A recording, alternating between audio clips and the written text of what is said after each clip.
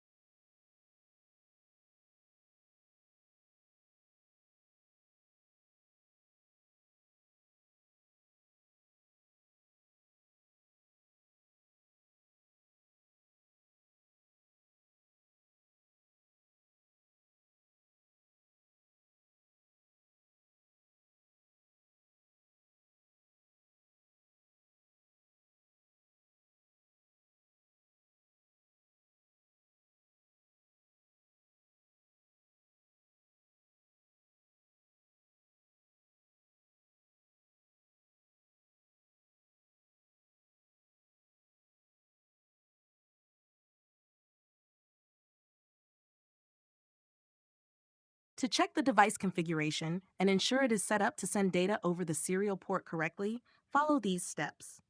Step 1. Understand the device. 1. Device manual. Refer to the device manual or documentation to understand its serial communication settings and commands. 2. Default settings. Note the default baud rate, data bits, parity, stop bits, and any necessary initialization commands. Step 2. Verify serial port settings. Make sure the serial port settings in your script match the settings required by your device. Here's an example of common settings.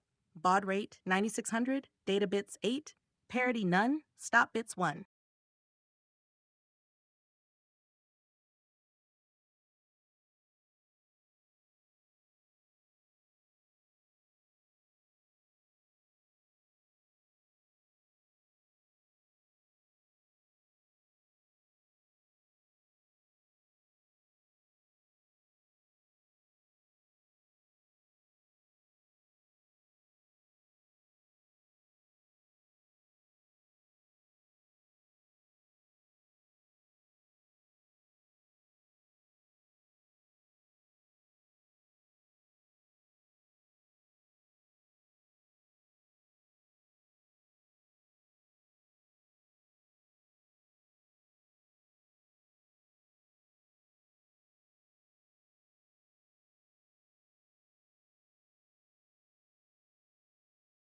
To ensure that your Empatica E4 wristband is properly configured to send data over the serial port, follow these steps.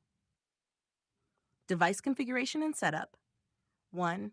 Check the E4 Manager and Connect software. Install the E4 Manager software on your computer. This software is required to manage the E4 wristband and download the recorded data. You can download and install the E4 Manager from the Empatica support page.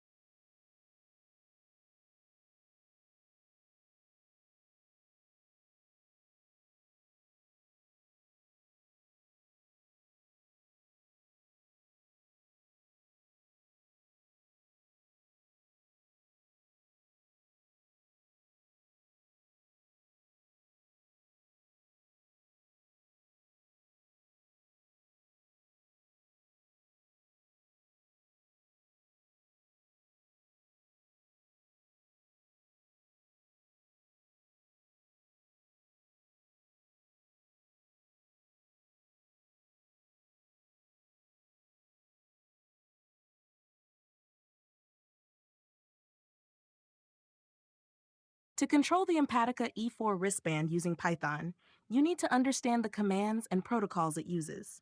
Here are the steps and some Python code to help you get started. Empatica E4 Command Protocol. The Empatica E4 wristband communicates over Bluetooth Low Energy, BLE. The available commands and data streams are typically documented in the developer guides provided by Empatica. Getting started with BLE in Python.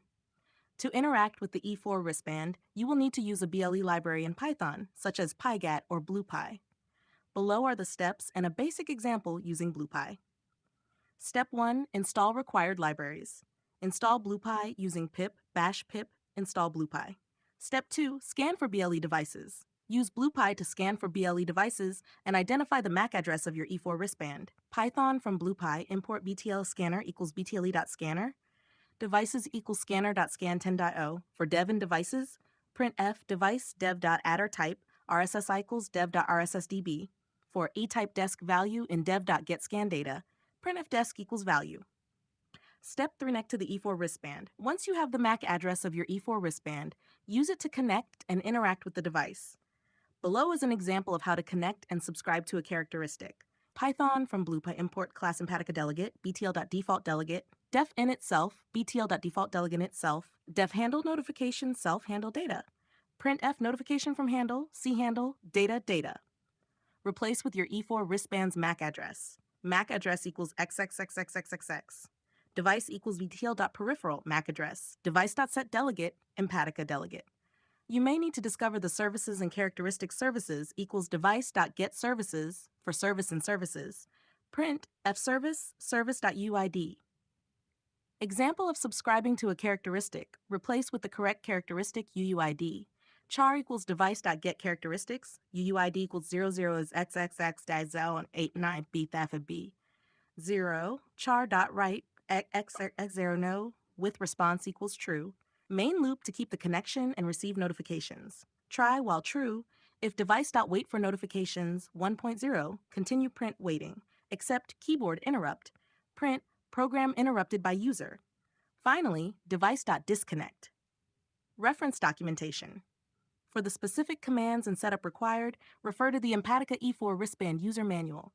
support.empatica.com/hc/nh articles/25819 E4 wristband technical specifications, and the Empatica E4 SDK and API documentation /developer.empatica.com/.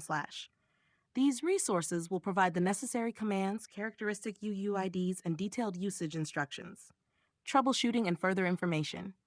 If you encounter issues or need further assistance, consult the Empatica support pages and user manuals. E4 wristband user manual /www.empatica.com's E4 wrist /support Empatica wristband and gives us /HCNUS section /2012-459 get started with your E4 wristband. E4 technical specifications /empatica.com articles 2,2581999 E4 wristband technical specifications. These links will guide you to the specific commands and detailed setup required for your E4 wristband.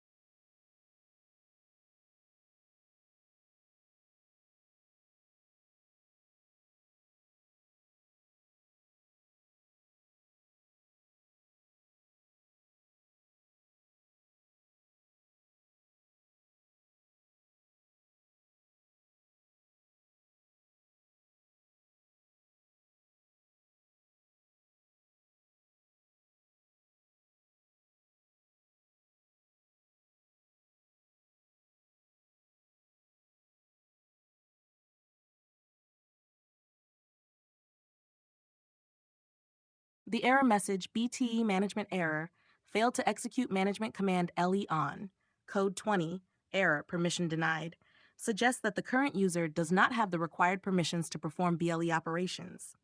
To resolve this, you need to run your script with elevated privileges or provide the necessary permissions to the Bluetooth device. Here are the steps. Step 1. Add your user to the Bluetooth group. 1.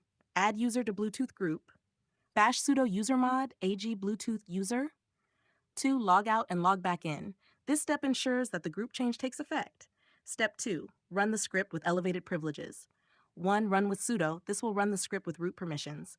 Bash sudo's bin python3 /ubitme bionachow site /empaticus identify mac.py. Step 3. Configure Bluetooth permissions. If the above steps do not work, you may need to set up additional permissions. 1. Create a udev rule bash sudo nano /u-rules.d99-bt permissions.rules. 2. Add the following content.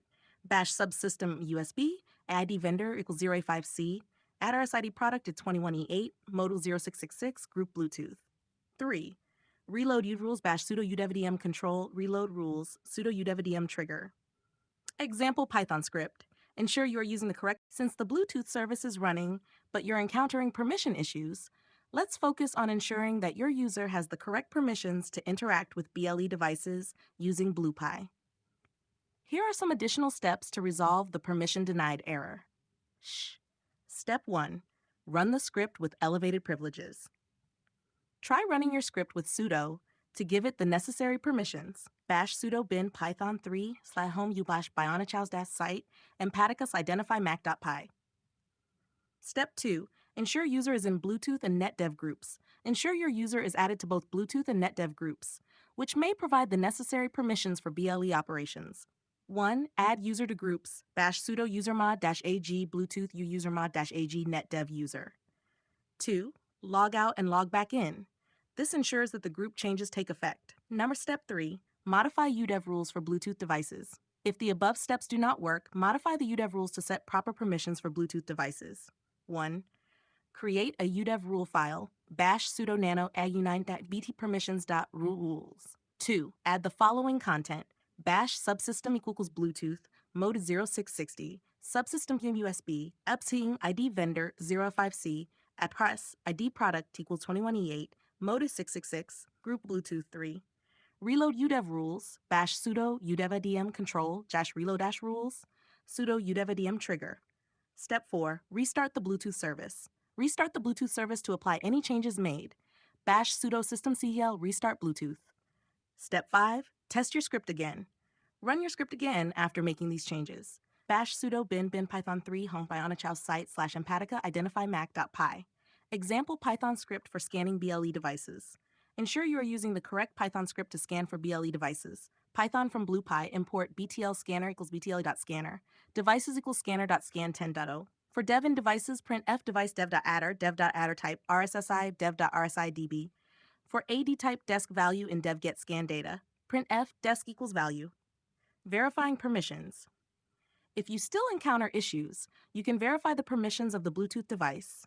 Bash ls-dev grep Bluetooth. This should list the Bluetooth devices and their permissions. Ensure they have the correct permissions for your user. By following these steps, you should be able to resolve the permission issues and run your BLE script successfully. If you continue to experience problems, consider consulting the official documentation or Empatica support for further guidance.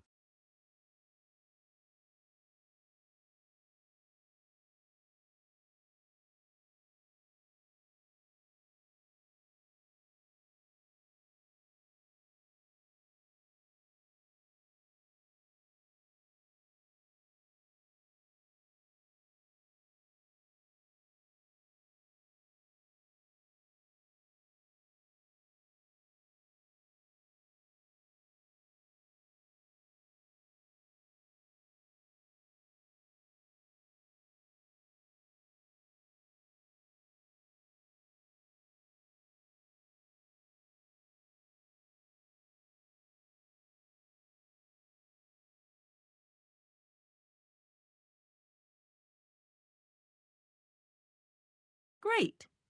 You've successfully scanned for BLE devices using BluePie, and now you have a list of devices with their MAC addresses and some additional information. Next steps. To interact with the Empatica E4 wristband, you need to identify its MAC address from the list of scanned devices and then connect to it. Here is how you can proceed. 1. Identify the Empatica E4 wristband. Check the MAC address of your Empatica E4 wristband. If you don't know it, you can compare the RSSI values to guess which device might be the E4 wristband based on its proximity. 2. Connect to the device. Once you have identified the MAC address of your E4 wristband, you can connect to it and subscribe to the appropriate characteristics to receive data.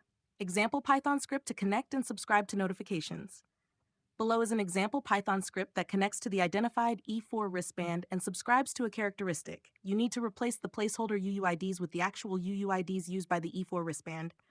Python from BluePie, import BTL class Empatica delegate btl.defaultDelegate, def initself, btl.defaultDelegate.initself, def handle notification self chandle data, print notification from handle chandle data. Replace with the MAC address of your E4 wristband. MAC address equals xxxxxx. Connect to the device, print connecting to MAC address. Device equals btle.peripheral MAC address. Device.setDelegate, Empatica delegate. Discover services and characteristics. Services equals device.getServices. For service and services, print service.UUID. Replace with the correct characteristic UUID for receiving notifications. Char equals device.getCharacteristics. UUID equals 000xx00010001008559345B. Oh, char handle equals char.getHandle. Enable notifications device.writeCharacteristic char handle +1 bx01 with response equals true. Main loop to keep the connection and receive notifications. Try.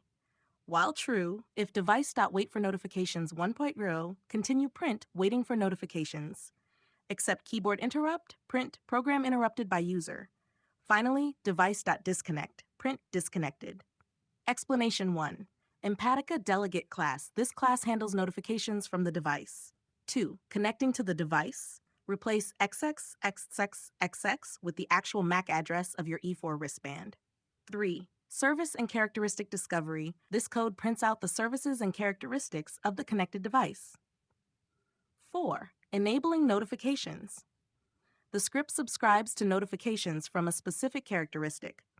You need to replace the placeholder UUID 00xxx-0000-10008059B34B with the actual UUID for the data characteristic you want to receive notifications from. Finding the correct UUIDs. Consult the Empatica E4 developer documentation h/developer.empatica.com for the correct UUIDs and more detailed information on how to interact with the device programmatically. By following these steps and using the provided script, you should be able to connect to your Empatica E4 wristband and start receiving data. If you need further details or encounter any issues, feel free to ask.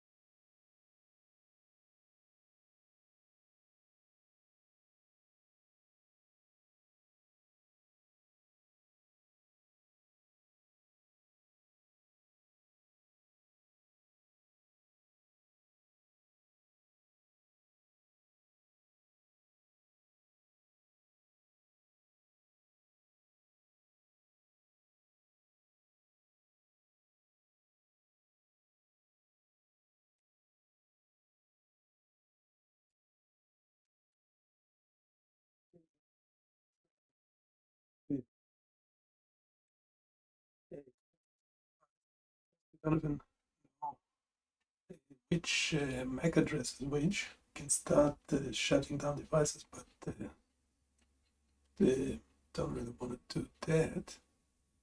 Can guess, there's not too many of them.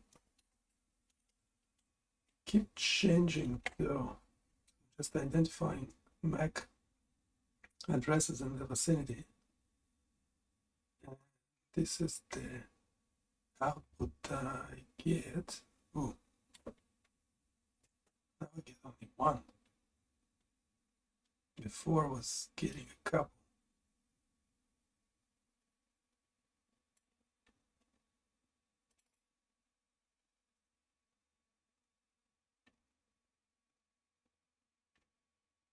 This is not one I have seen before. Okay, this is bizarre.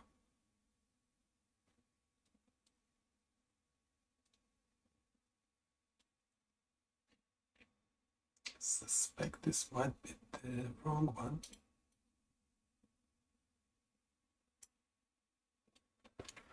I kept moving the device closer and further from the machine. And this is the output I was getting.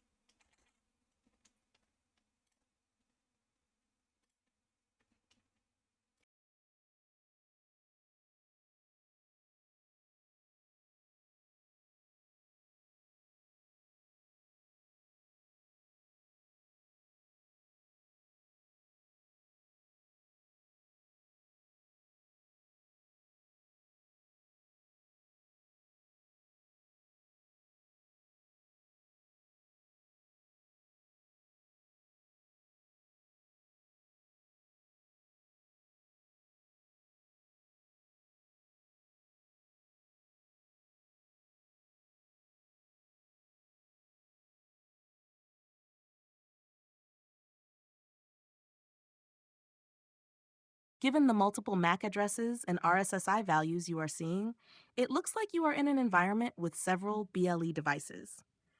Identifying your Empatica E4 wristband can be challenging without additional distinguishing information. Steps to identify the Empatica E4 wristband. 1. Use proximity. The RSSI value can help you determine the proximity of the devices.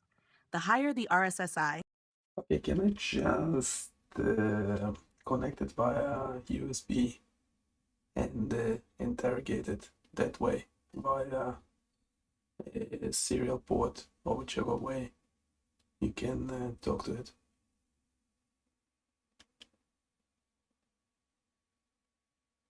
So that will be going to the original code using the serial library.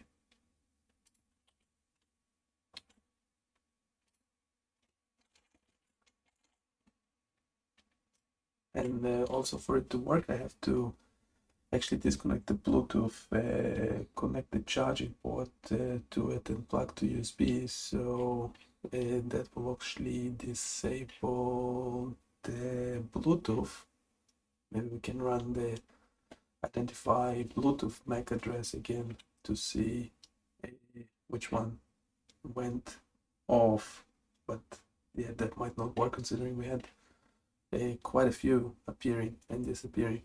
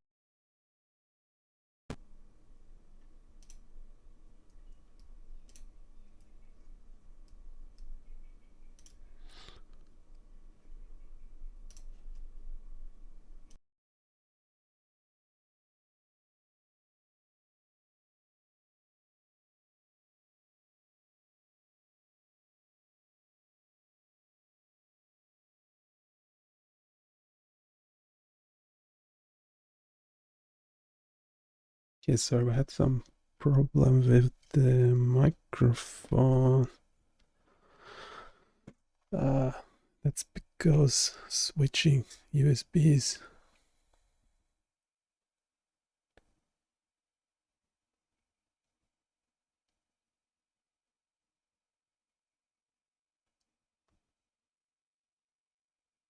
Can be a bit painful. Should be working okay now. Let's. To interact with your Empatica E4 wristband via USB using the serial port, you should ensure that the device is properly connected and recognized by your system. The script you provided is a good start, but it needs to handle the communication protocol specific to the Empatica E4 wristband. Steps to interact with Empatica E4 via USB. 1. Ensure proper permissions. Bash sudo shmod a plus rw dev ttn0 ls-dev day 8. 2. Identify and connect to the serial port. Here is your script with some modifications for clarity and potential command initialization. Python import serial, import. Yeah, we can try this one. We'll run the Bluetooth again. See, wait, we'll run it once. Because now it should be streaming a Bluetooth, so we'll run it once before quickly. See how many devices we have.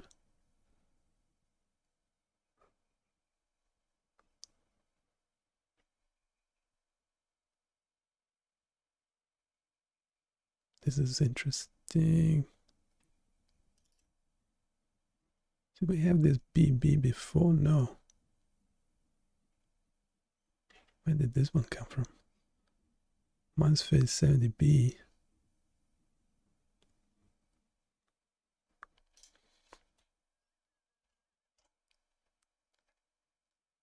We get some data about it as well.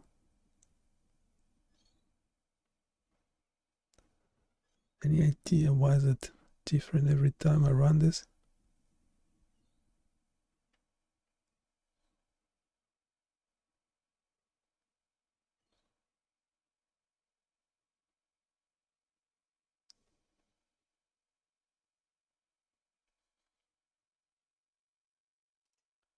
Why am I getting different devices every time? With the back to the Bluetooth MAC address checking. That's a bit odd.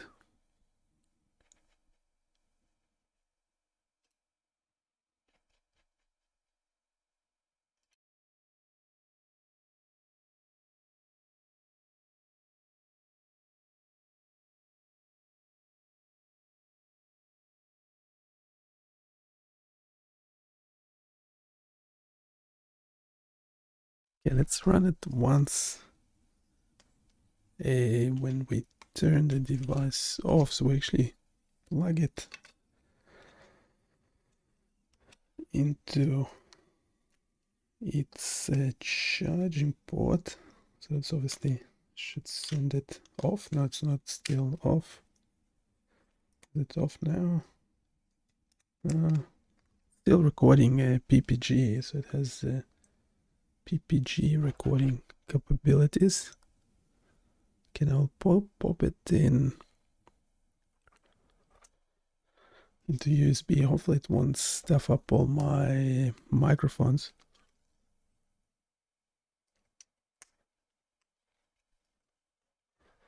Check the microphones for a second. Let's see. No, the microphones are fine.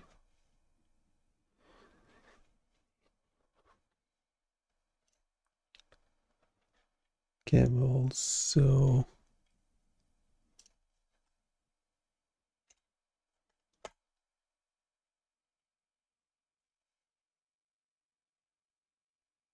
we'll identify MAC addresses again just to see what have changed.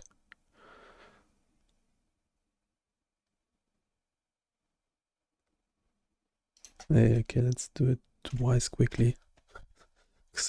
I'm getting every different devices every time. 73. Yeah, 73 is gone. D1. I did have. That's a bit messy, isn't it?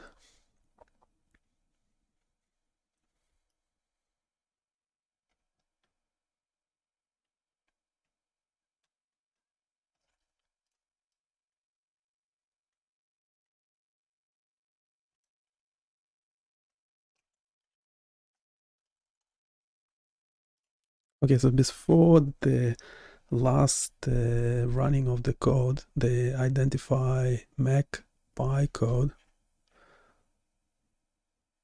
I did turn the device off and connected it via USB, which is what we're going to be trying next.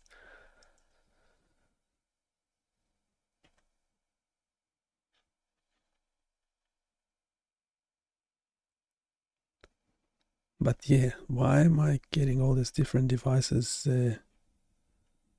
available and not? Is it picking up? How sensitive is it? So when I'm seeing minus 97 dB as opposed to minus 74 dB, so my assumption is that the minus 74 dB will be stronger signal. Is that correct? Then the device is closer. So how far that will be? Bluetooth is working up around 10 meters. Is that correct, or is the range greater now or something? Anyway, you can give it a quick summary of this one, or let me know what you think. By the way, if you have any jokes about it, go for it. Don't be shy. Keep them relevant though. But next we might be just moving to trying to connect and interrogate this device via a USB connection.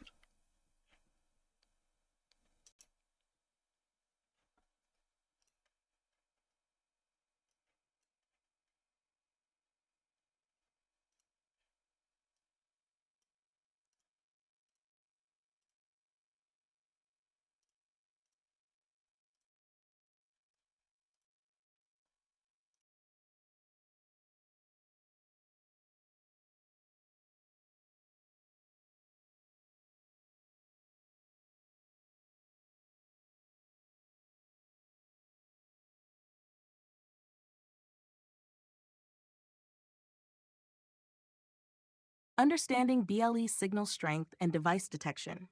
Bluetooth Low Energy B devices, such as your Empatica E4 wristband, can be detected based on their signal strength, RSSI, and other broadcasted information.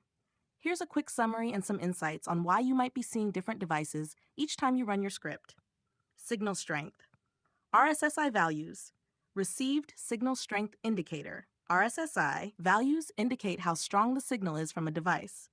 A more negative RSSI value means a weaker signal. For example, -30 dB is stronger than -90 dB. Range. BLE typically works up to 10 meters, approximately 30 feet, but this can vary based on obstacles, interference, and the specific BLE device. Proximity. Devices with higher, less negative RSSI values are closer to your scanner. For instance, -74 dB is stronger than -97 dB, indicating that the device with -74 dB is closer. Variability in detected devices. Environment. BLE signals can be affected by physical barriers, interference from other devices, and even human bodies. Moving devices or changes in the environment can cause different devices to appear or disappear in scans. Randomized addresses.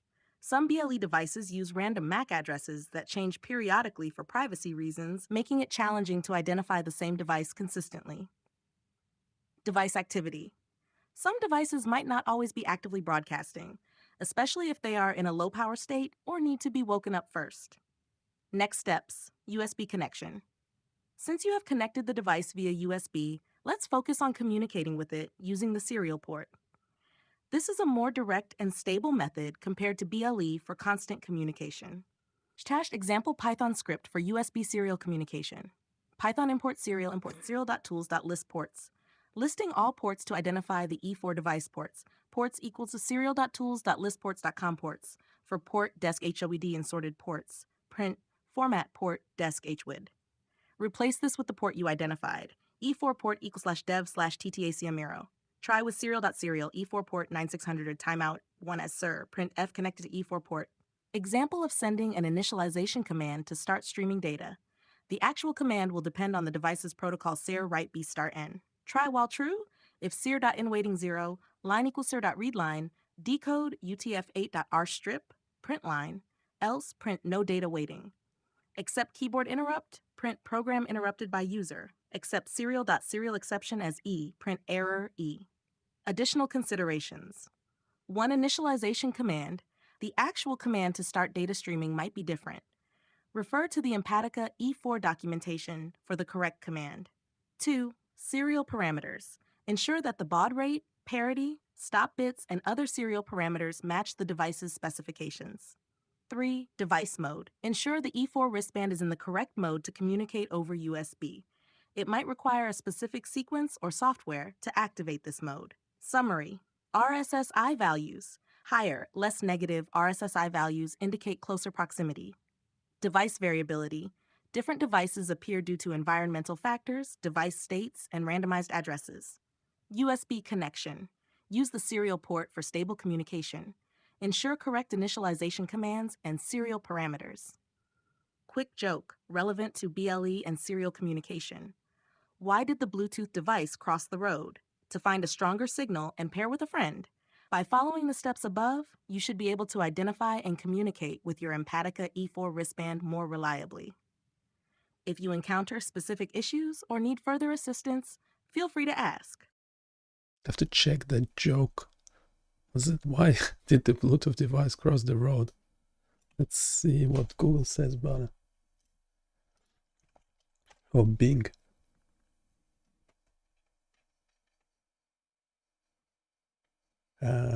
Is it an original? Is it an original joke? Why did Bluetooth device cross the road? Yeah, Bing is not giving anything specific. Would be interesting if it's not on the internet, so it's not on Google or Bing, like that specific sentence. Did you just come up with it yourself?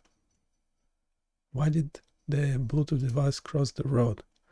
To find the strongest signal and pair with a friend. Actually, it's not too bad. It's actually pretty funny. Well, I find it funny. Obviously, sense of humor is subjective. But yeah, apparently it's not anywhere else. Might be a keeper.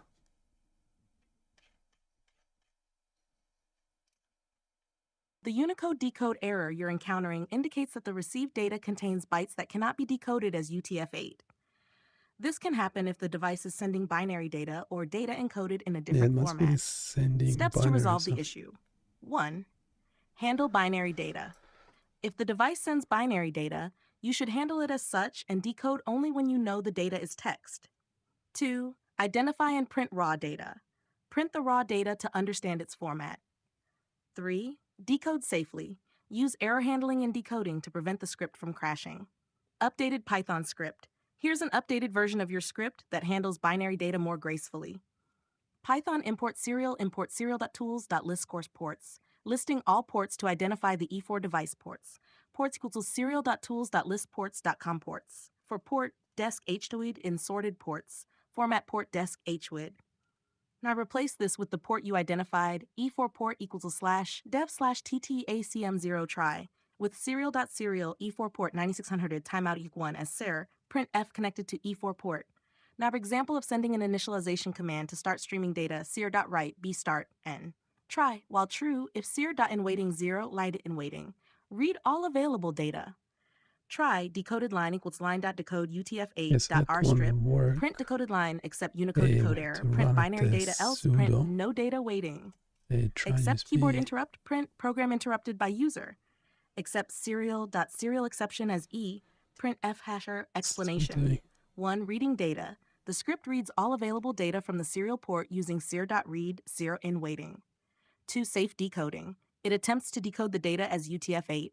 If it encounters a Unicode decode error, it prints the raw binary data instead. 3. Initialization command. Ensure the initialization command sir write b start n is correct. Replace start n with the actual command required by your device. Troubleshooting steps 1. Check device documentation. Ensure that you are using the correct commands and data format as specified in the Empatica E4 documentation. 2. Verify serial parameters. Ensure the baud rate, parity, stop bits, and other serial parameters match the device's requirements. 3. Print raw data. Printing the raw data can help you understand the data format being sent by the device. Example of raw data handling. If the device sends data in a known binary format, e.g. a specific protocol, you might need to parse it according to the Okay, so we don't know can we get any information about the device from the device itself? That would be great.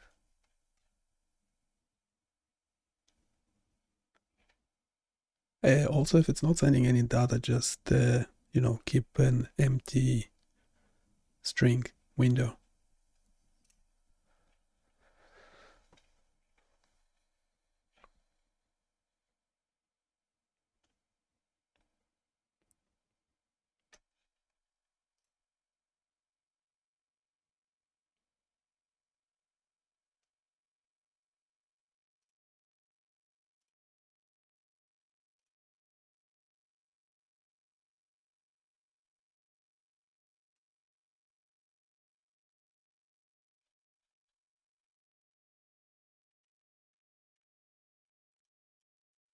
Using the strip with device information retrieval.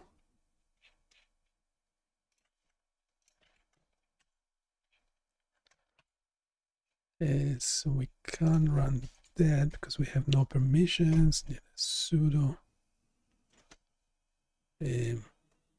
Okay.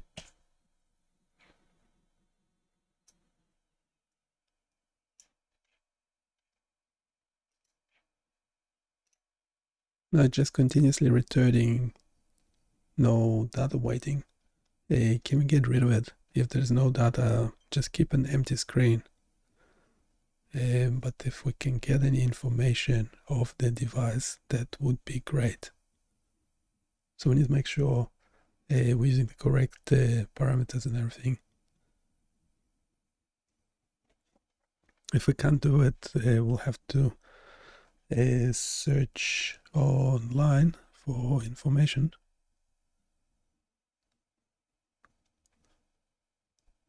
Yeah, but we'll still want to do this directly in Python, see how far we can get with this device. So the device is connected to the USB port. It's charging at the moment. I don't know if I need to press the button on it. There's only one button on it, really. That's the only thing I can do. But we need to figure out what command do we need to send to start communicating with it.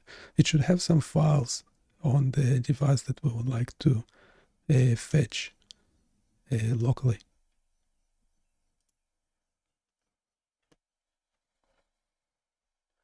It's probably too much to ask.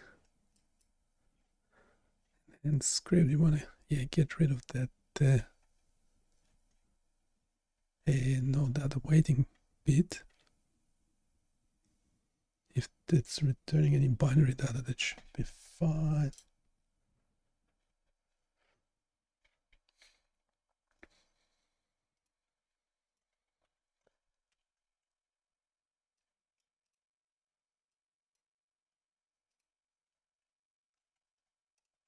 Again, we have to run it with sudo. Okay, so we get some, it's a low energy dongle, CDC control, no device information received. So I get this.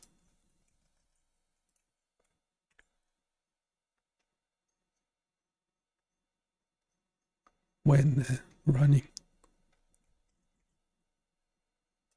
So I get this when running the code. Now when pressing the single button on the device. So after one single press, I get nothing. Let's try it again. No, nothing. Double press, nothing. Let's try a long press. Okay.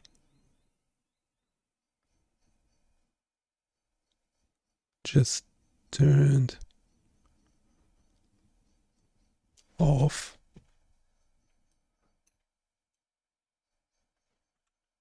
Hopefully my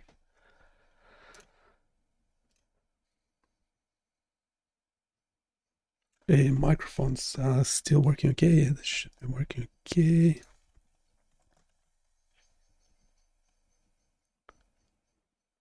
Yeah, and this is what I get after long press on the button. The device seemed to just shut down.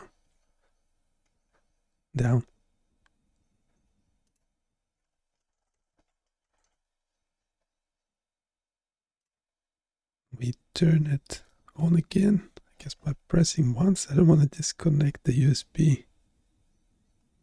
Need that green light back on. Yeah, we got the green. No device information received. Did I have that before as well? No device information. Yeah, and this is what I get when turning the device back on.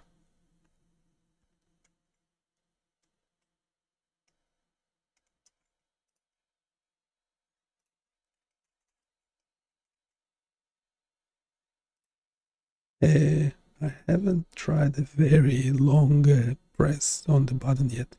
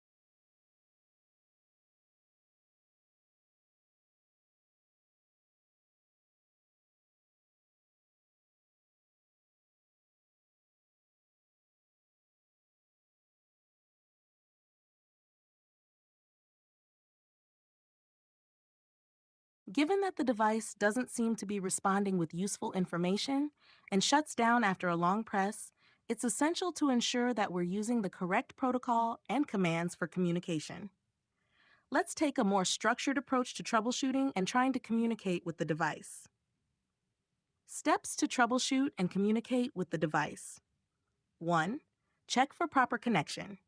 Ensure that the device is properly connected and recognized by the system. Use known commands. If the info command isn't providing useful information, try using other known commands or perform a more generalized read operation to see if the device outputs any data by itself. 3. Device state. Make sure the device is in the correct state mode for communication, e.g., it might need to be in a specific mode to communicate over USB. 4. Read raw data. Try to read raw data continuously without sending commands to see if the device outputs any data. Updated Python script. This updated script continuously reads data from the device, handling raw data safely, and tries to fetch device information if any specific commands are known. Python import serial.tools.list ports, def list serial ports, ports equals serial.tools.listports.com ports. For port desc HBV and sorted ports, print format port desc hwwid, def get device information sir, attempt to send a known command to fetch device information cr.write binfo n. Response equals cr.read cr.in waiting. Decode UTF-8 errors equals ignore it strip. If response, printf device information response. Else no device information received. List all ports to identify the E4 device list serial ports. Replace this with the port you identified, E4 port equals TTI ACM0. Try with serial.serial E4 port 9600 timeout equals 1. As SIR, print connected to E4 port. Retrieve and display device information. Get device information, SIR. Try while true. If seer.in waiting data is 0, raw data seer.read seer.in waiting. If raw data, try decoded line equals raw data.decode UTF-8 error equals ignore.r strip. If decoded line, print decoded line. Except Unicode decode error, print binary data, raw data. Else, pass, do nothing for empty strings. Avoid printing no data waiting continuously except keyboard interrupt. Print program interrupted by user. Accept serial.serial exception as E, print error E. Accept OS error as E, print OS error E. Additional tips 1. Check device documentation.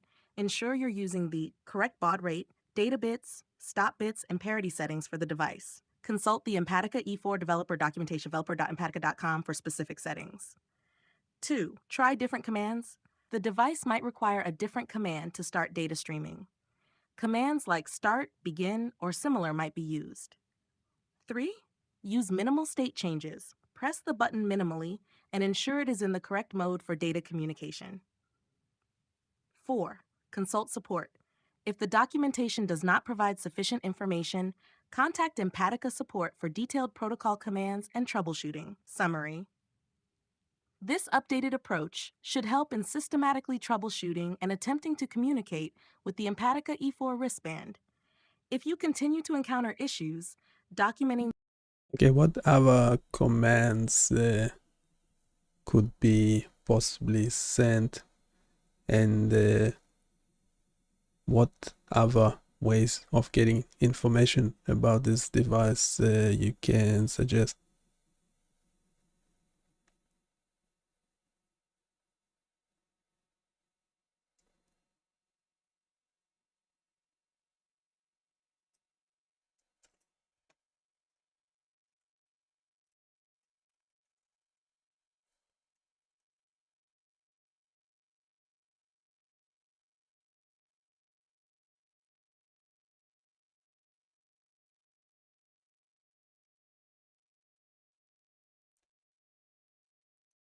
Also, is this capital U seem to be returned by the device? What might that mean?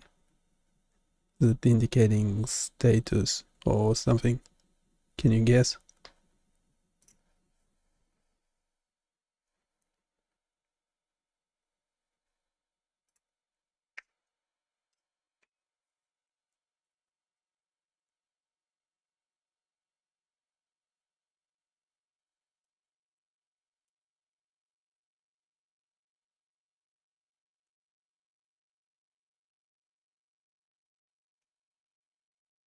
Okay, so we're sending all those potential commands.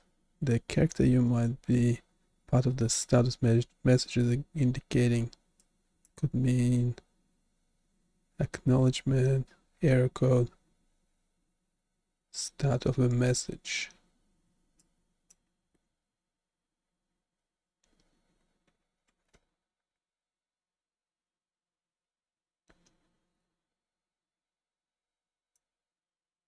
Do we have this thing at all? Getting some weird information about it.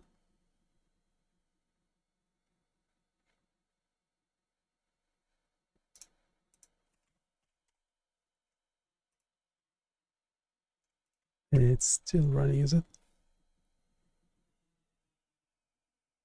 Have a message protocol.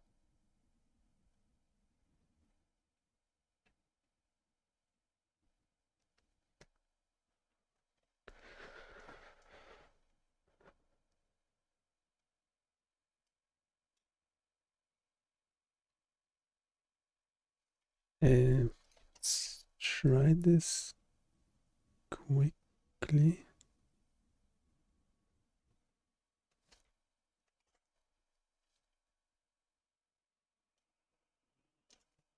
Says potentially argument list.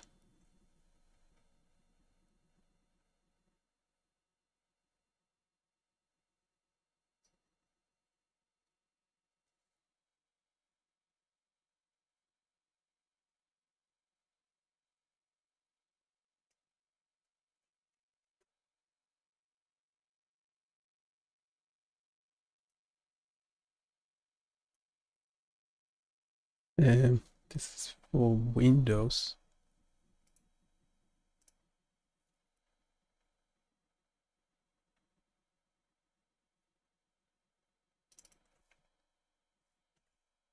Potentially timestamp, no, nothing. Not sure I'm in the sending mode.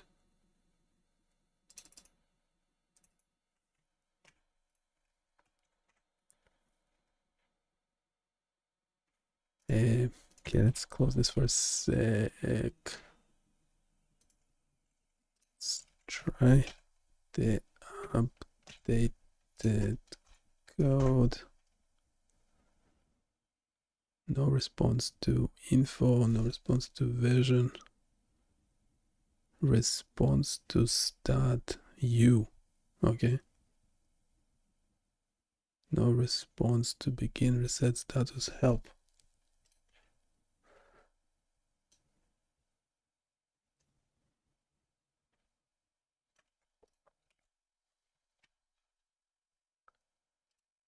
Okay, can you take all that quickly?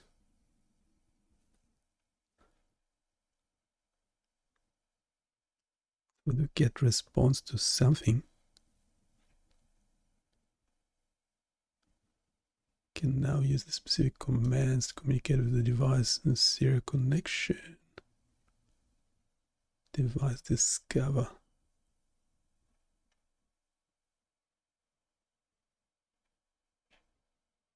It's actually updating the code based on that protocol. Don't think it will work, but we have nothing to lose to run it with sudo low energy blah blah blah device connect.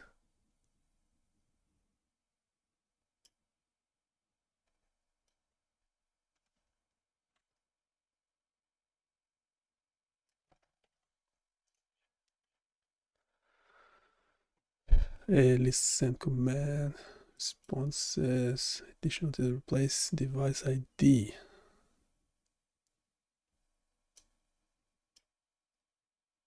Device discover list doesn't return anything. Device discover list.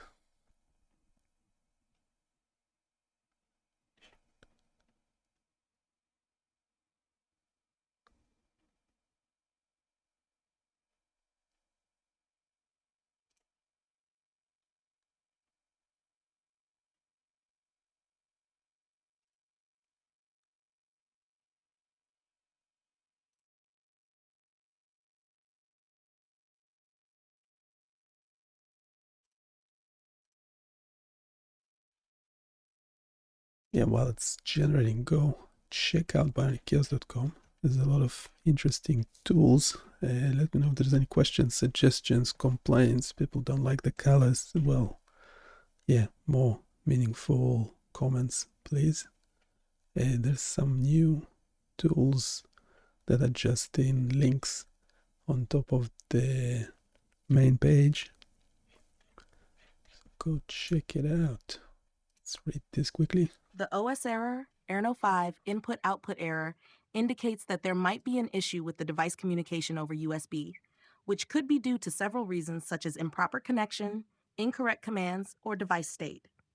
Here are a few steps to further troubleshoot and refine the approach. So 1. Verify device connection and state. Ensure that the device is properly connected and is in the correct state to receive commands. Some devices may require a specific sequence or button press to enter communication mode. 2. Send basic commands. Focus on basic commands and observe the responses. Try commands that might not require the device to be in a specific state.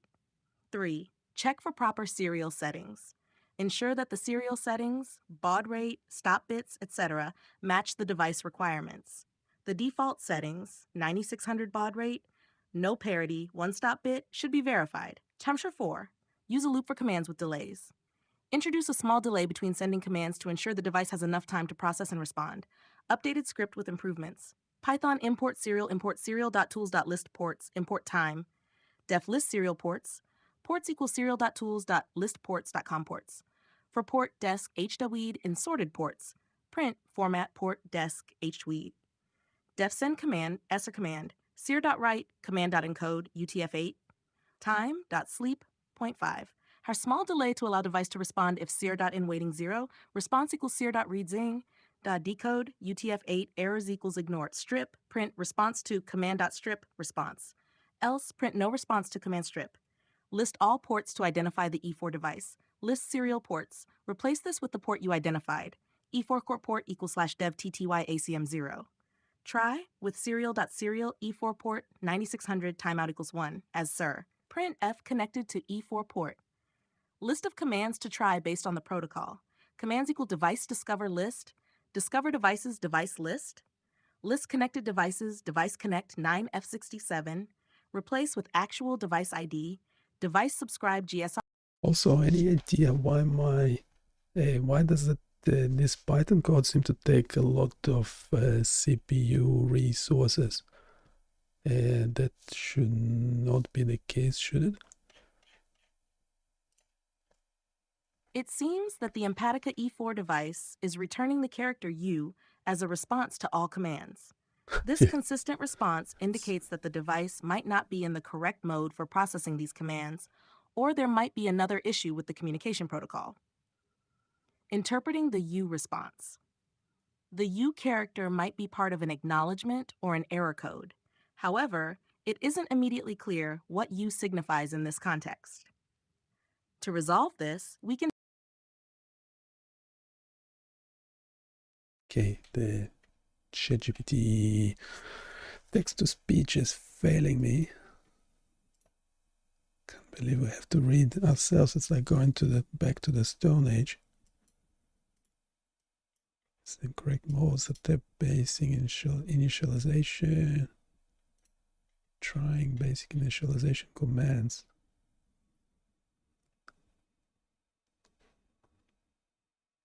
Can we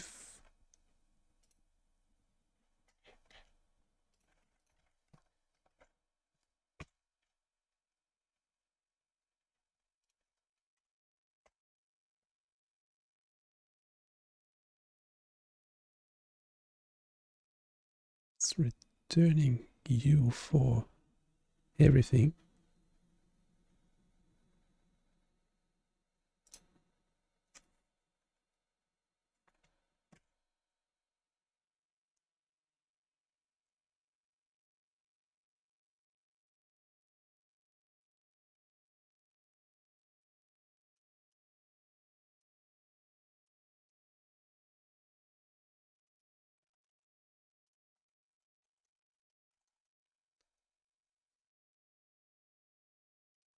Okay, any other suggestions as to what this U response might be?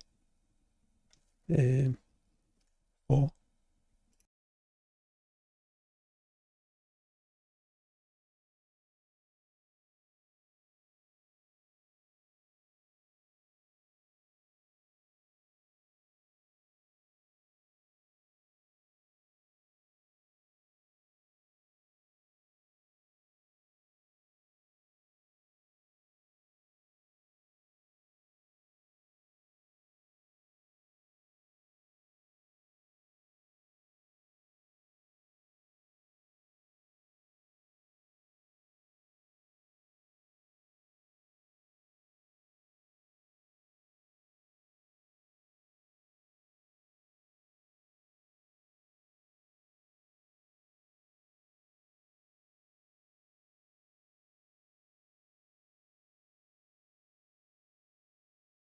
high CPU usage in Python script.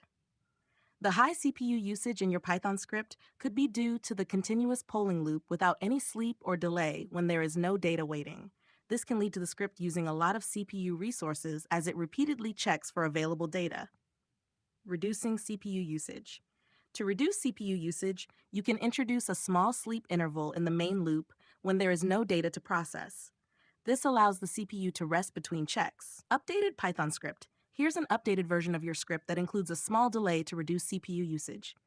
Python import serial.tools.list ports, import time, def list serial ports, ports equals serials.list ports comports, for port, desc, hwd, and sorted ports, print, format, port, desc, hwid, def send command, ser command, ser.write command.encode utf8, time sleep 0.5. nar small delay to allow the device to respond if ser in waiting, 0, response equals a ser.in waiting.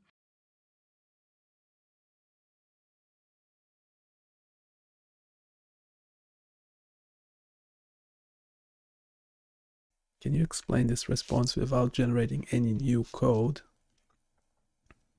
You just give a summary for what we were trying to do and the steps forward to actually achieve successful communication with this device.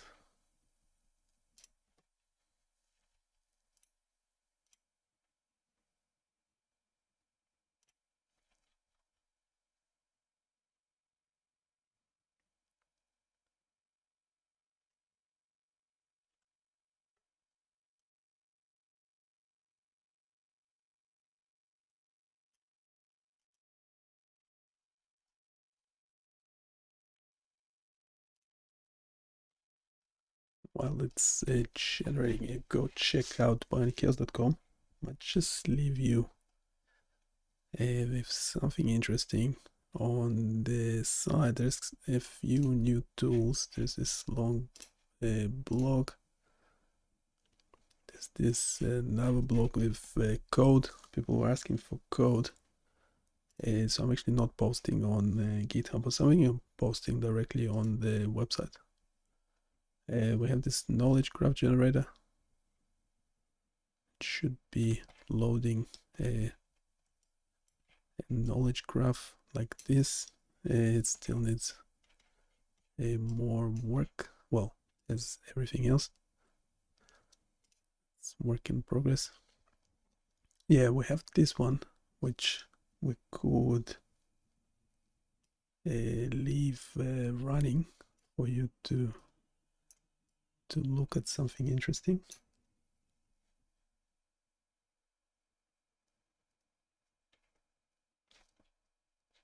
And so, yeah, there's a description at the bottom of how this could be actually made relevant to biomedical data.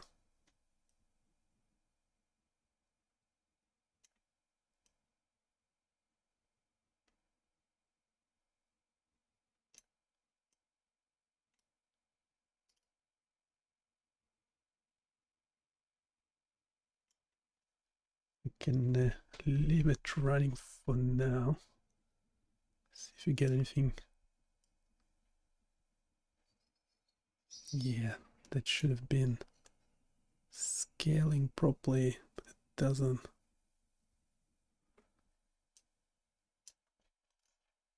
Let's read that quickly. Summary of attempts and observations. Objectives. 1. Identify the Empatica E4 device. Verify its connection over USB. 2. Send commands. Execute various commands to the device to initiate communication and data streaming.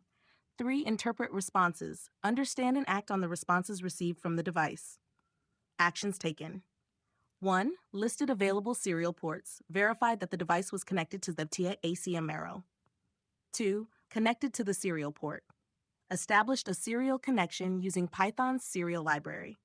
3. Sent various commands. Attempted to send commands like reset, start, stop, help, status, and commands specific to Empatica E4's protocol. 4. Received a consistent response. The device consistently responded with the character U for all commands. Interpretation of the U response. Generic acknowledgement. The U character may be an acknowledgement indicating that the command was received, but not necessarily understood or acted upon. Device state. The device might not be in the correct mode to process the command sent. It may require specific initialization or a different operational state, e.g., not in charging mode. Protocol mismatch. The commands sent might not be aligned with the expected protocol or sequence required by the device for communication over USB. Steps forward. 1. Consult documentation. Review the detailed Empatica E4 documentation for any reference to the U response and ensure the correct usage of commands and protocols. Check if there are any specific sequences required to enter a mode that can accept commands. Verify if U is documented as a response code for certain states or errors. 2. Device mode. Ensure the device is in the correct mode for communication. If the device has multiple modes, e.g., data streaming mode, charging mode, ensure it is set to the correct mode before sending commands. Try different sequences of button presses or holding the button to switch modes. 3. Contact support. Reach out to Empatica support for clarification on the U response and to verify the correct commands and procedures. Provide them with the consistent U, response received for all commands, and ask for specific troubleshooting steps. Request detailed information on USB communication protocols specific to the device. 4. Verify serial settings. Doubled serial communication settings. Ensure that the baud rate, parity, stop bits, and other settings match the device specifications. Confirm that the device is not in a low power state or any state that restricts communication. Potential next commands. 1. Info. If available, this command might provide general information about the device. 2. Firmware. Requesting firmware version could help verify if the device is responding correctly. 3. Initialize. If a command exists to initialize the device, it should be sent first. General troubleshooting. 1. Test with other software. Use a serial terminal program, e.g., Minicom or Screen, to manually send commands and observe responses. This helps verify if the issue is with the Python script or the device communication itself. 2. Firmware update. Check if the device firmware is up to date. Sometimes firmware updates Why can't I send custom commands with this Python script? When I type something in the terminal, hit enter, isn't it being sent to the device? Give a general overview of what is it we're trying to do as well. And if you know anything about the device, provide that information as well.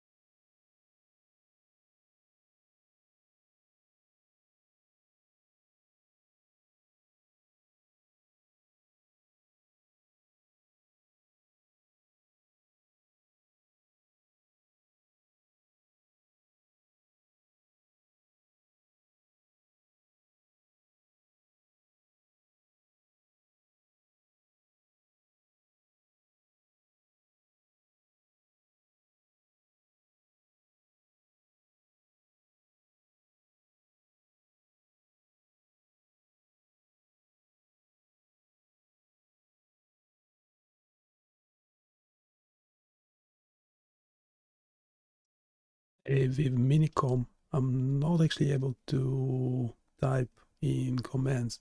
Why? That might be the case.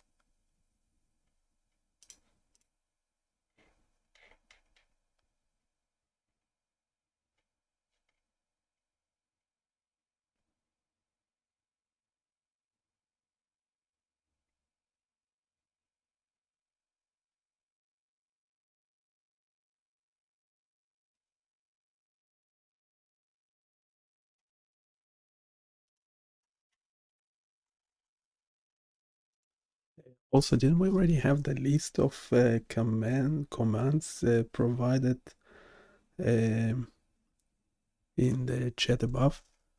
Can we browse the web for the possible commands for this device?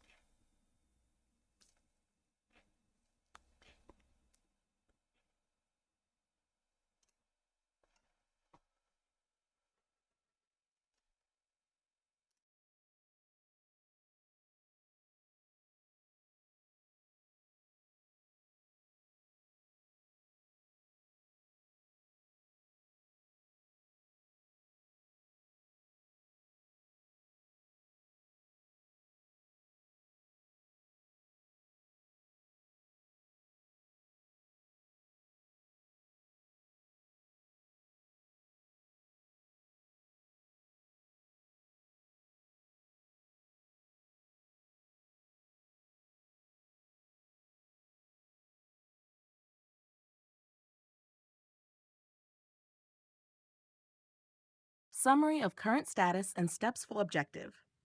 The goal is to establish communication with the Empatica E4 device over USB, send commands, and interpret the responses to retrieve data or perform specific actions. Actions taken: 1. Listing serial ports, verified that the device is connected to dev TACM0. 2. Sending commands. Various commands were sent to the device, but all returned a U response. 3. CPU usage, introduced a delay to reduce high CPU usage caused by continuous polling. Understanding the U response. The consistent U response suggests that the device acknowledges the commands, but does not process them further. This may indicate 1. Incorrect mode. The device might not be in the correct operational mode for receiving these commands. 2. Protocol mismatch. The commands might not be aligned with the expected protocol for USB communication. Steps forward: 1. Ensure correct device mode. The device must be in a specific mode to accept commands over USB. Ensure it is not in charging only mode and try pressing the button to switch modes. For example, to record data locally, the E4 must be in memory mode, where it flashes green and then red to indicate recording has started 70 source, 69 source. 2. Consult detailed documentation. Review the user manuals and developer documentation available on the Empatica website, a/empatica.com/manual/. This documentation provides detailed instructions on device modes, commands, and expected behaviors 68.source. Manual command testing. Use serial terminal software like Minicom to manually send commands and observe responses. This helps verify if the issue lies with the Python script or device communication itself. However, ensure you can type commands directly in the terminal, as this sometimes requires specific settings 70T source. 4. Common commands. Based on the provided protocol, try commands like device discover list for discovering devices, device connect, device ID N to connect to a specific device, device subscribe, substream on to start data streaming, e.g. GSR ACK, device disconnect to disconnect. Ensure these commands are sent when the device is correctly initialized and in the proper mode. 5. Contact Empatica support. If documentation and manual testing do not resolve the issue, contact Empatica support.empatica.com/enus for specific guidance on the U response and correct USB communication protocol source. Additional tips: firmware and software. Ensure the device firmware is up to date and you are using the latest version of any required software, such as the E4 Manager for initial setup and configuration 69i source. Detailed initialization. Some devices require specific initialization sequences to be in a state where they can communicate over USB properly. This might involve specific button press sequences or waiting for certain LED indicators. By following these steps and consulting the appropriate resources, you should be able to establish successful communication with your Empatica E4 device over USB. If you continue to encounter issues, detailed logs and specific support from Empatica will be invaluable.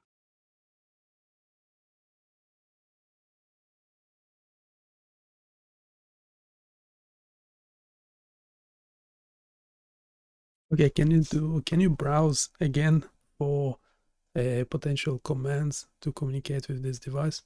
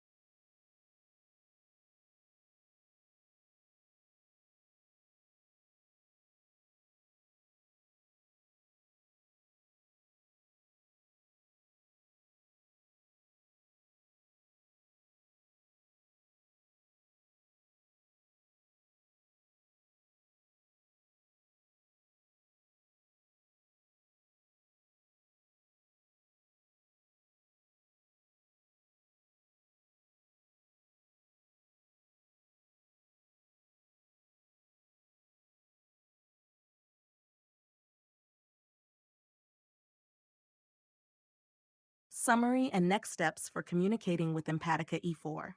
Current situation. You've attempted to communicate with the Empatica E4 device over USB using various commands. The device consistently responds with the character U for all commands. Key insights. 1. Consistent U response. This might indicate that the device acknowledges the commands but does not fully process them, suggesting it may not be in the correct mode or the commands are not aligned with the expected protocol. 2. Correct command format.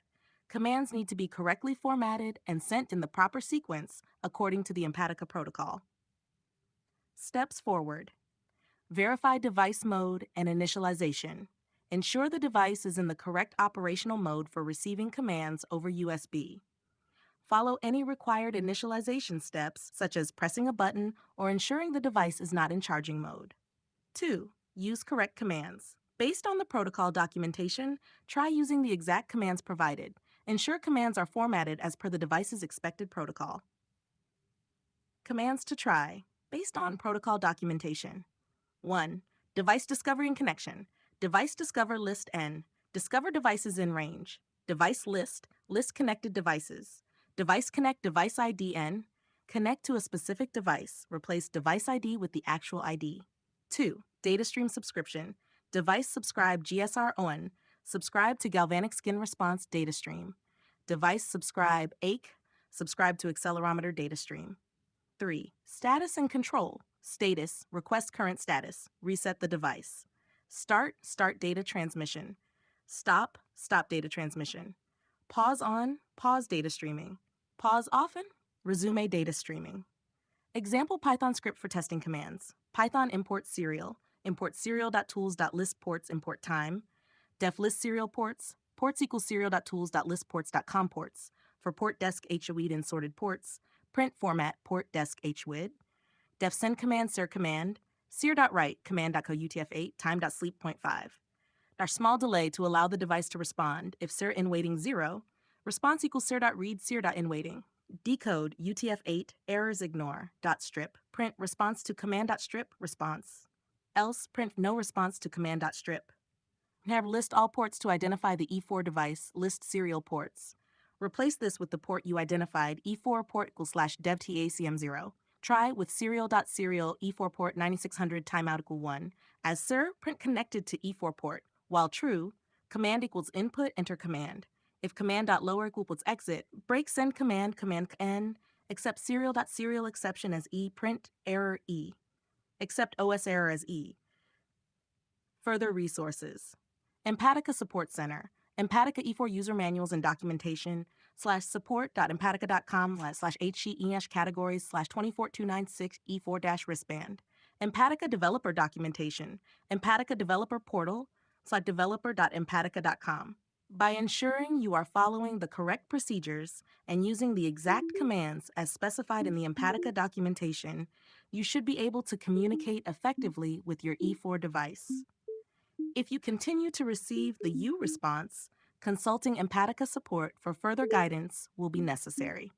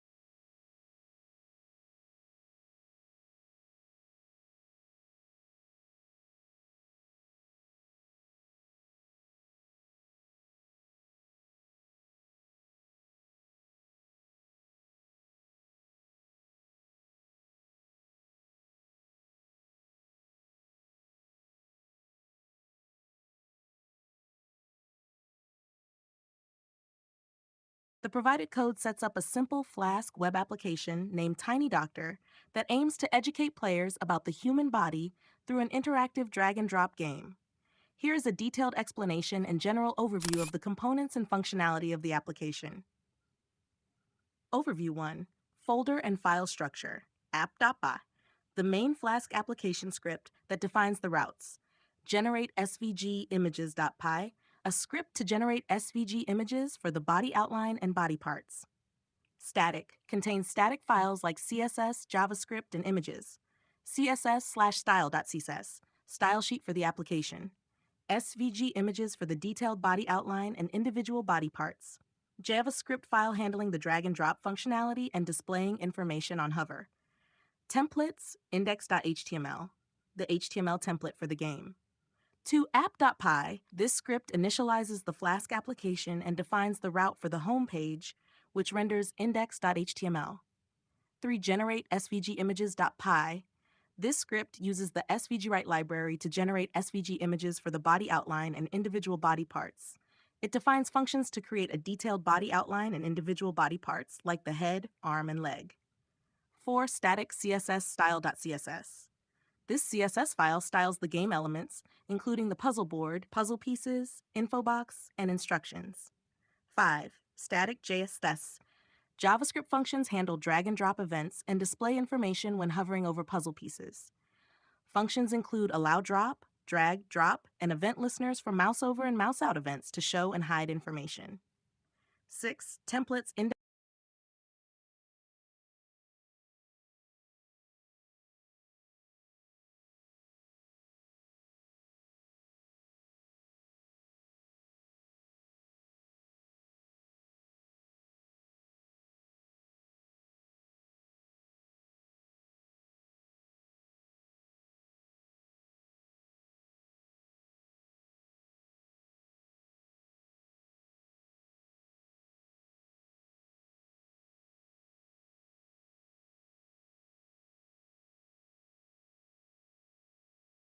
Tiny Doctor is an educational web game designed to teach players about human anatomy in an interactive and engaging way.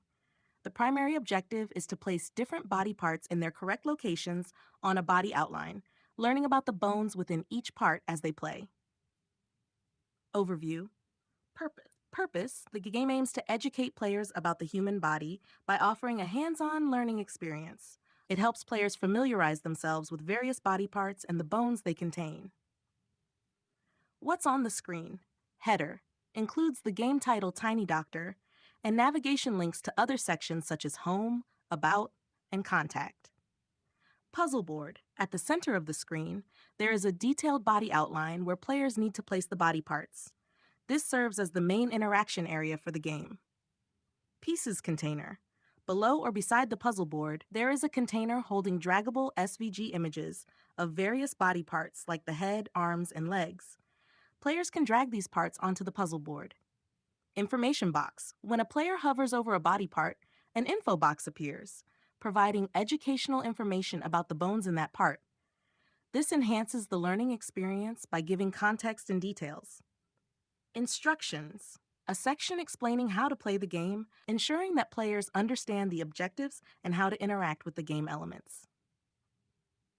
Interaction. Drag and drop. Players drag body parts from the pieces container and drop them onto the correct locations on the body outline. This interactive element makes learning engaging and fun. Hover for info. Hovering over a body part displays an info box with details about the bones in that part, adding an educational layer to the game. Technical details. Backend, the game uses Flask, a lightweight web framework to serve the application. Frontend, HTML, CSS, and JavaScript are used for structuring and styling the game, as well as handling the interactive drag and drop functionality. Graphics. SVG images are used for the body outline and parts, providing scalable and detailed graphics that enhance the visual appeal of the game.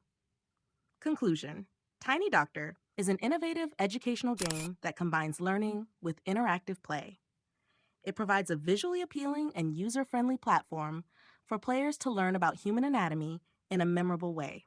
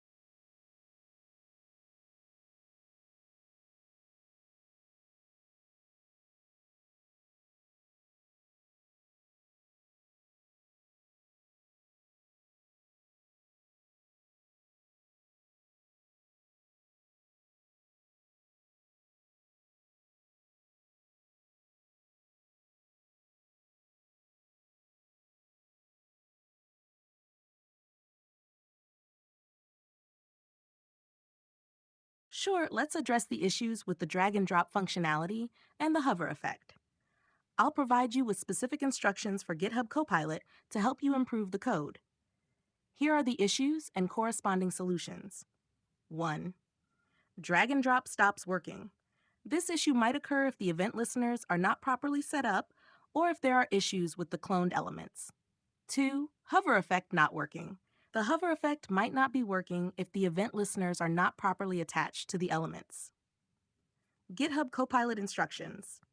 Fixing drag and drop functionality. 1. Ensure that event listeners for drag and drop are properly attached to the dynamically created elements. 2. Verify that the drag and drop event handlers are correctly implemented and can handle the cloning of elements without losing their draggable properties. Improving the hover effect. Ensure that the hover event listeners are attached to the elements and that the info box correctly displays the information. Detailed steps 1. Update drag and drop event listeners. Ensure that each draggable element has the necessary event listeners attached even after being cloned. Properly manage the positions and boundaries to ensure the elements can be moved around freely. 2. Enhance hover event listeners. Ensure the hover event listeners are correctly attached to the elements. Properly manage the display and positioning of the info box. Here are the instructions you can use with GitHub Copilot. Instructions for GitHub Copilot 1. Ensure proper event listener attachment. JavaScript document.querySelectorAll piece.for each piece equals piece.add event listener mouse over function E show info ev this.dataset info piece.add event listener mouse out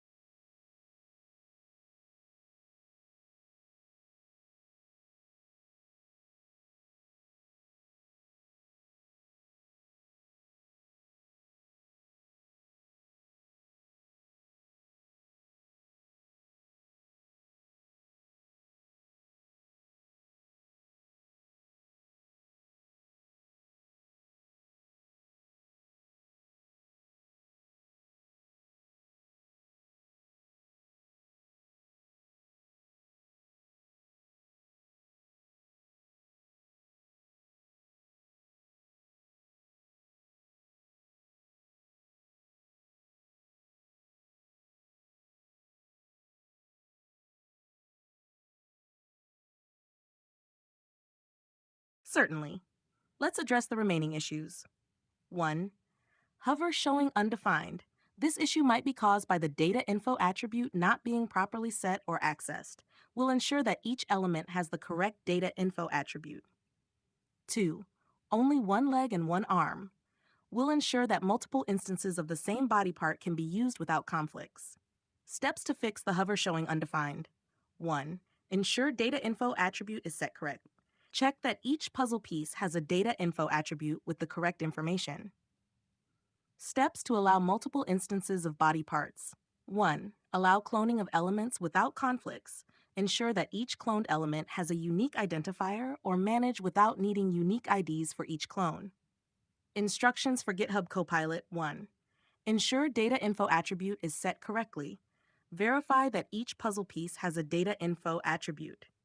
2. Update the drop function to handle cloning properly. Ensure cloned elements are managed properly to avoid ID conflicts. Specific instructions for GitHub Copilot. Ensure data info attribute is set correctly. For each puzzle piece, add a data info attribute with the relevant information. /statics image head.svg class is puzzle piece, draggable piece. Drag start is drag event. Data info. The head contains the skull, which protects the brain. Statics images arm.svg / puzzle v piece. Draggables true. On drag start drag event. Data info arm. The arm contains bones like the humerus, radius, and ulna. Class puzzle piece will true on drag start drag its leg. The leg contains bones like the femur, tibia, and fibula. Update the drop function to handle cloning properly. Ensure the cloned elements are managed correctly. JavaScript function drop ev.prevent default. var data equals ev data transfer get data text. var piece equals document get element by data. var board equals document element by ID puzzle board. var board rect its board.get bounding client rect. var drop x equals v.client x board rect.left. piece.client width 2. var drop y equals ev.client board rect.top piece.client height 2. If drop x 0 and drop b 0, and in drop x board.client width, and in drop board.client height, var clone equals piece.clone node true, clone.style position equals absolute, clone style.left, drop x types, clone top equal px. Clone.classlist.remove original piece. Remove any original specific class if needed. Attach event listeners to the clone.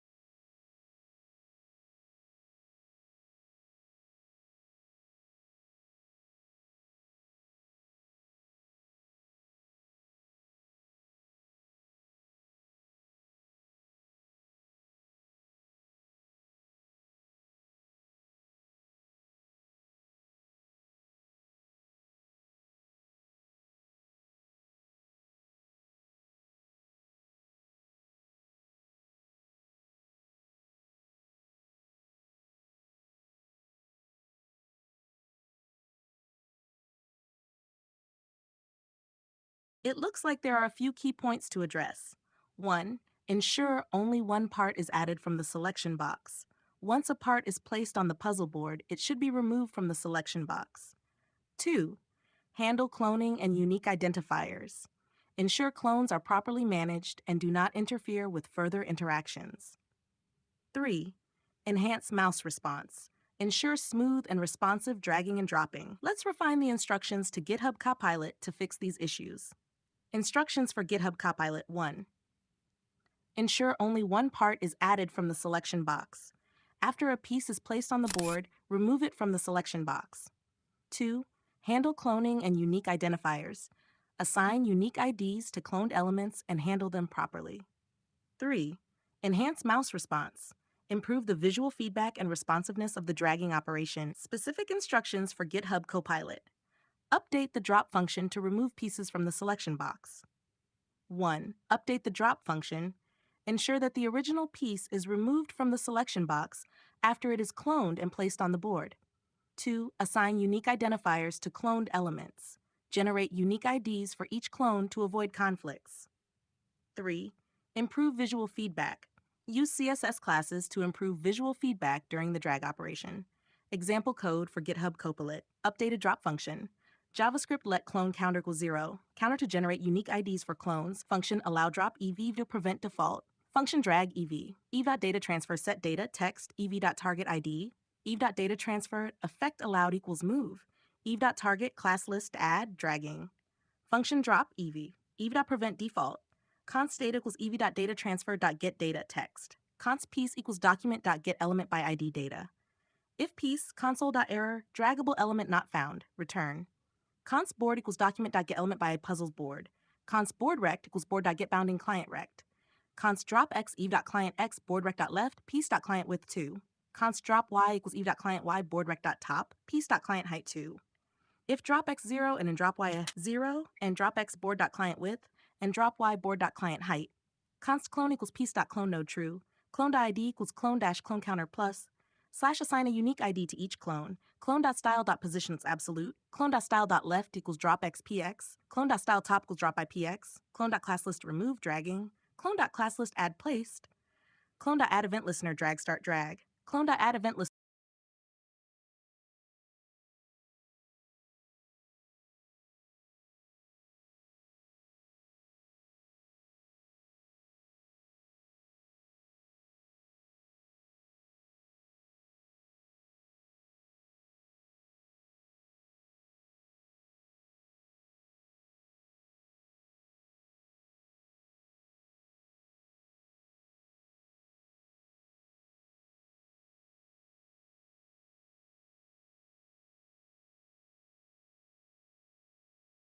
Let's address the remaining issues to ensure the pieces move properly without leaving copies in the previous locations, and ensure they are removed from the selection box after placement. Additionally, we want to make sure the pieces are draggable and move smoothly.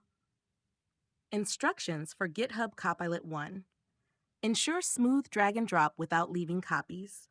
Ensure the piece moves smoothly without leaving copies in the previous locations. Ensure the piece is removed from the selection box after being placed on the board. 2. Update event listeners and cloning mechanism. Properly handle the creation. This is what happens when moving the piece inside the body canvas. We would like to actually be moving and not leaving a copy in the previous location. Can we fix it?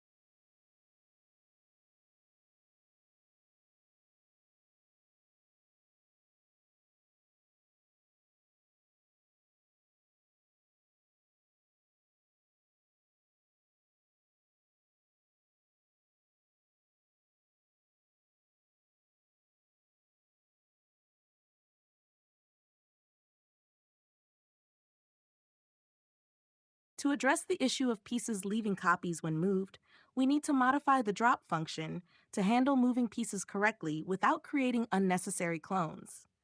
Instead of cloning the element every time it's dropped, we can directly move the existing element. Here's the approach we'll take. 1. Update the drag and drop handlers. Ensure that the pieces are moved instead of cloned when dropped. 2. Handle the removal of elements from the selection box. Once a piece is moved from the selection box, it should be removed.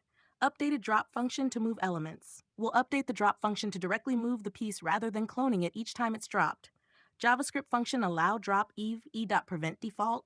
Function drag ev e.datatransfer set data text ev.target.id ev.datatransfer effect allowed equals move ev.target class list add dragging. Function drop ev ev.prevent default. Const data equals ev.datatransfer.getData text. Const piece equals document.getElementById data. If piece console.error draggable element not found return. Const boards document.getElementById puzzle dashboard. Const board rect it's board get bounding client rect. Const drop x eve.client x board.left piece.client width 2. Const drop y x ev.client.top piece.client height 2.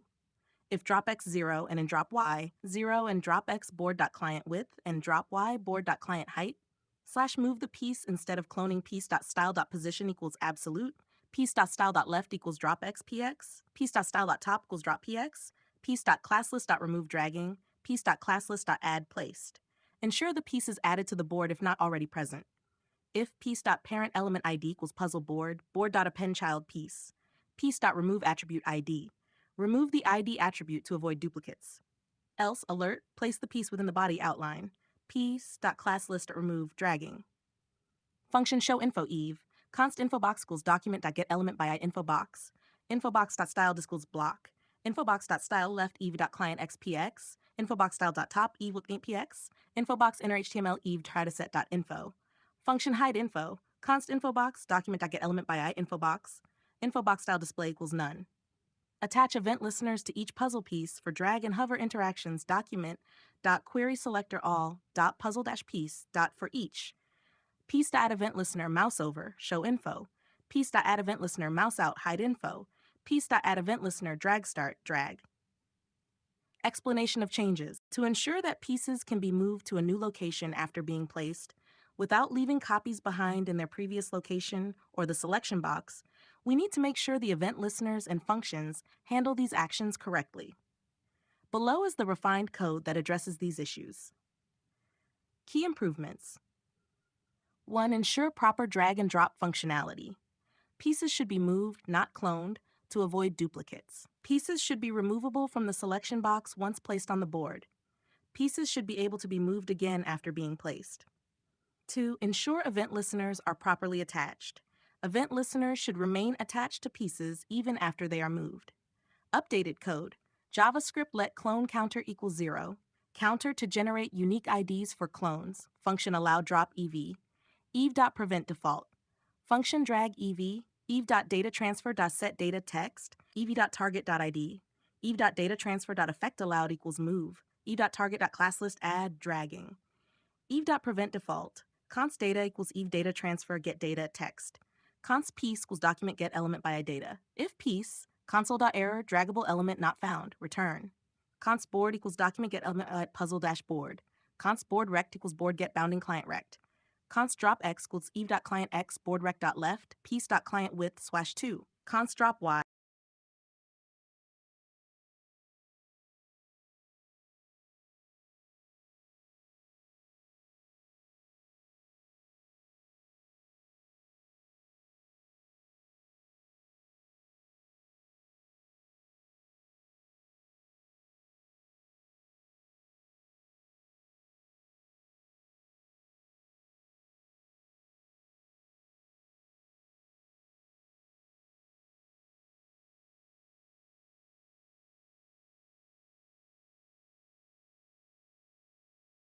Let's refine the code to ensure that pieces can be moved within the body outline without leaving a copy in the previous location or in the selection box.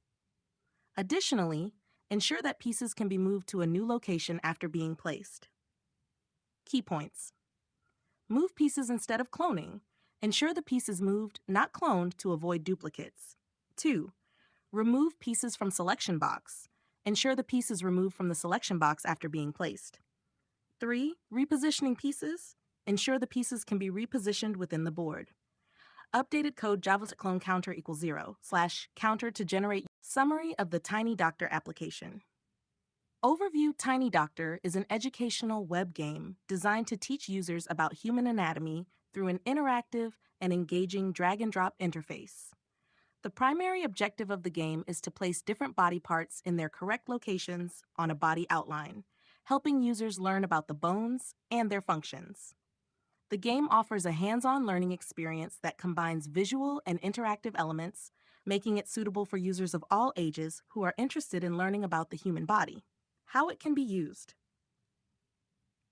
Tiny Doctor can be used in various educational settings, including schools and classrooms.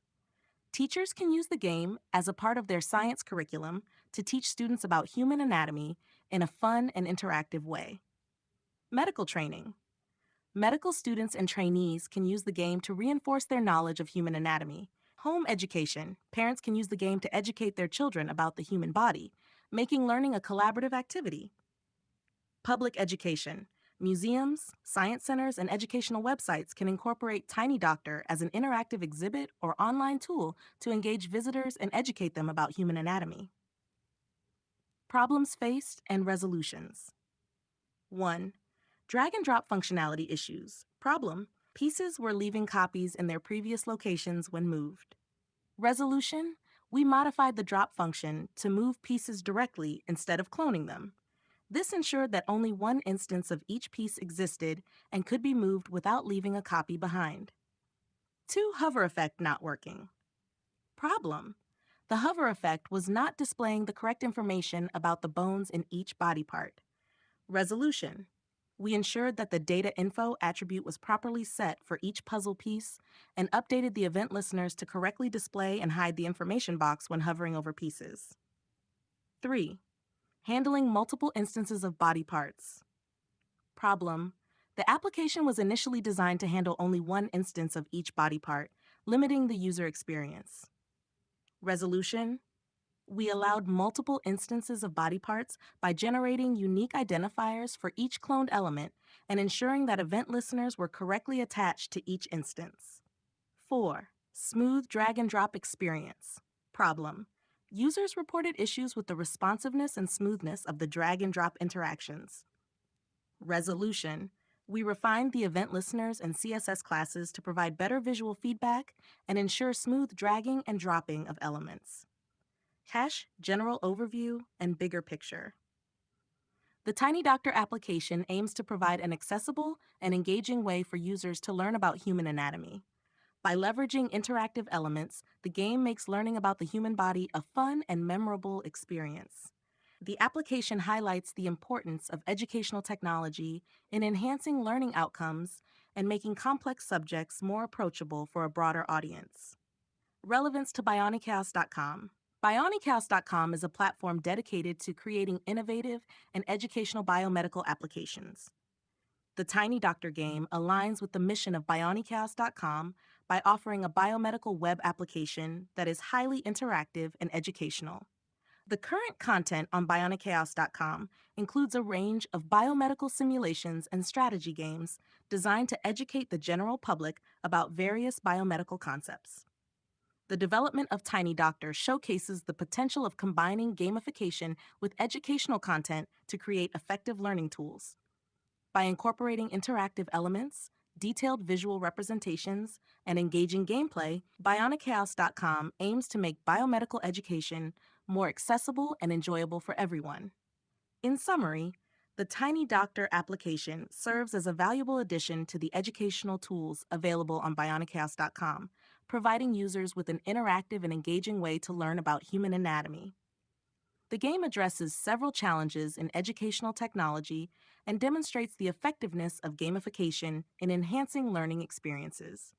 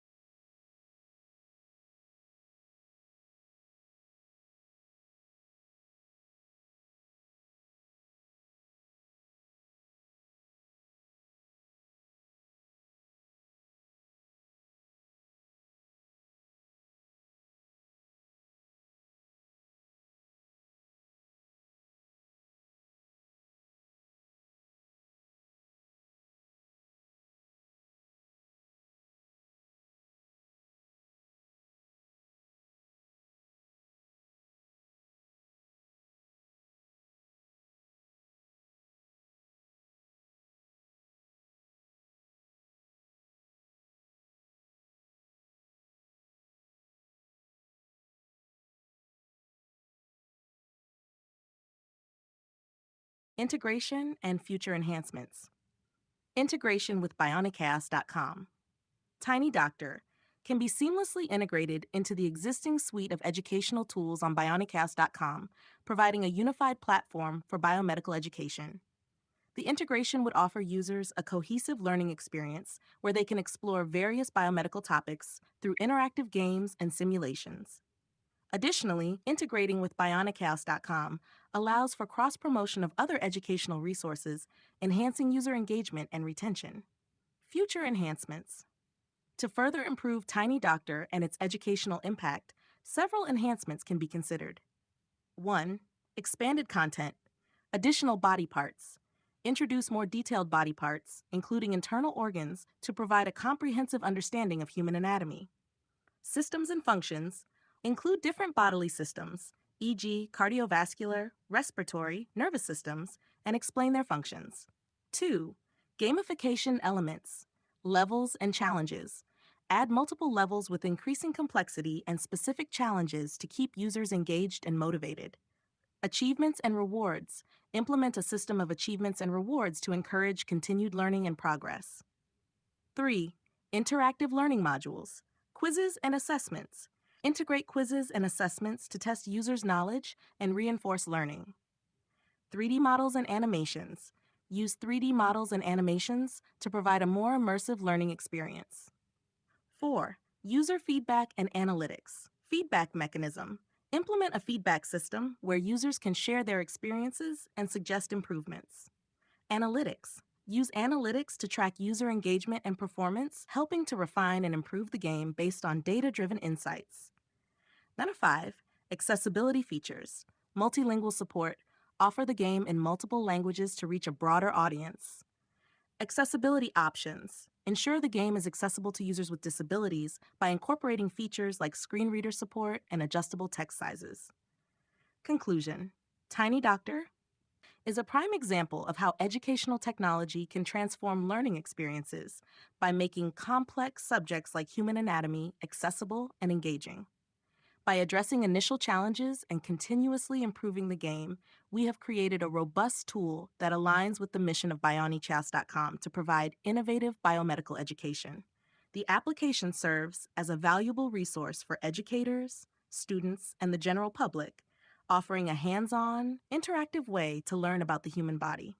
With future enhancements and integration into the biomedical.com platform, Tiny Doctor has the potential to become a cornerstone of digital biomedical education. Relevance to biomedical.com's current content. Biomedical.com focuses on developing biomedical web applications that combine education with gamification. Current content includes simulations and strategy games that teach various biomedical concepts. Tiny Doctor fits perfectly into this framework by offering interactive learning. The drag and drop functionality and hover effects provide a tactile learning experience. Educational value. Detailed information about bones and body parts enhances users' understanding of human anatomy. Engagement through gamification. The game format encourages repeated play and continuous learning, making it an effective educational tool. Long-term vision. The long-term vision for Tiny Doctor and its integration with biomedical.com includes creating a comprehensive biomedical learning platform that leverages interactive games and simulations to make complex subjects more approachable.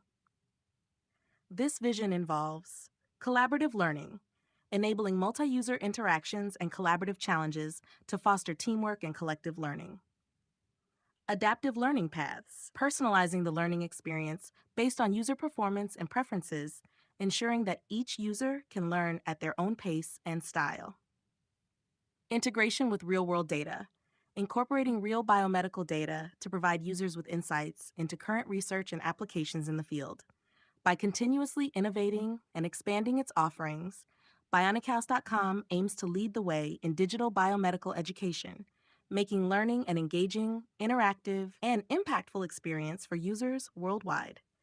Tiny Doctor is a significant step towards achieving this goal, exemplifying the potential of educational technology to enhance and transform how we learn about the human body and biomedical sciences.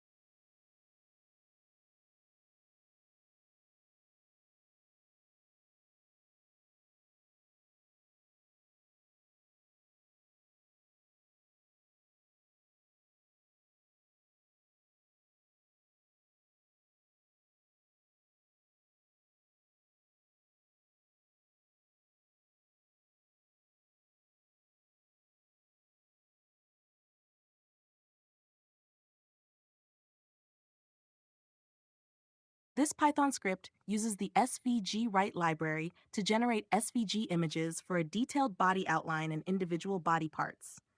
These SVG images are then used in the Tiny Doctor application. The SVG images help create an interactive and educational experience by allowing users to drag and drop these parts onto a body outline. Here's a breakdown of what each function does and how it contributes to the overall project. Breakdown of the code. Create detailed body outline SVG file name, purpose. This function creates a detailed SVG image of a body outline, including the head, torso, arms, and legs. Parameters. File name specifies where the SVG file will be saved. Implementation uses the svg-write.drawing method to initialize an SVG drawing canvas. Draws the head as an ellipse. Draws the torso using a path to create a more complex shape. Draws the arms and legs using paths to create curved lines. Saves the drawing to the specified file. Chat create detailed body part SVG part name file name. Purpose. This function creates individual SVG images for different body parts such as the head, arms, and legs. Parameters. Part name specifies which body part to draw. File name specifies where the SVG file will be saved. Implementation uses the svg-write.drawing method to initialize an SVG drawing canvas. Depending on the part name, it draws the specified body part using either ellipses or paths. Saves the drawing to the specified file. How to use one. Install SVG-write library. You need to have the SVG-write library installed. You can install it using pip bash pip install svg-write. 2. Run the script. Execute the script to generate the SVG files. The generated files will be saved in the specified directory, e.g. static images /. 3. Integrate with the Tiny Doctor application.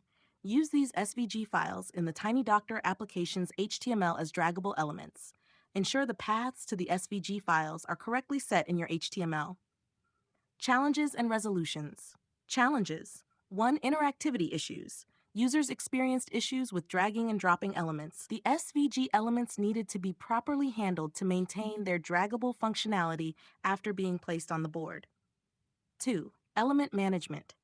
Managing multiple instances of body parts and ensuring they do not overlap or interfere with each other was a challenge.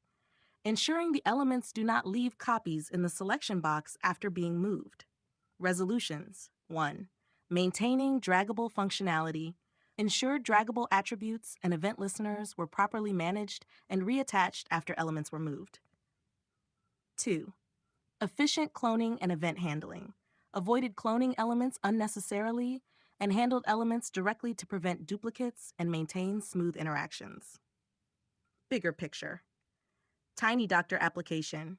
An educational tool designed to teach users about human anatomy through interactive drag and drop functionality. Users can place different body parts onto a body outline and learn about the bones and functions associated with each part. Relevance to bionichaos.com. bionichaos.com is focused on developing innovative biomedical web applications that combine education with gamification. The Tiny Doctor game aligns with bionichaos.com's mission by offering an engaging way to learn about human anatomy. It enhances the current content on bionichaos.com by providing an interactive tool that makes learning about the human body fun and accessible. Future enhancements. Expand the range of body parts and systems covered in the game. Introduce more complex interactivity and gamification elements such as levels, challenges, and quizzes. Incorporate 3D models and animations for a more immersive experience. Ensure the application is accessible to a wider audience by adding multilingual support and accessibility features. Conclusion. The Tiny Doctor application is a valuable educational tool that leverages interactive SVG images to teach users about human anatomy. By addressing initial challenges and continuously improving the game's functionality and content, it provides to ensure that pieces can be moved to a new location after being placed on the board without duplication. We need to update the logic to handle existing pieces correctly. Specifically, we'll check if a piece is already on the board and simply move it instead of cloning it again. We also need to ensure the piece is removed from the selection box once placed. Updated code. JavaScript let clone counter equal 0. Counter to generate unique IDs for clones function allow drop eve, eve.prevent default. Function drag eve, eve.datatransfer.setData text, e.target.id, eve.datatransfer.effect_allowed equals move, eve.target class list.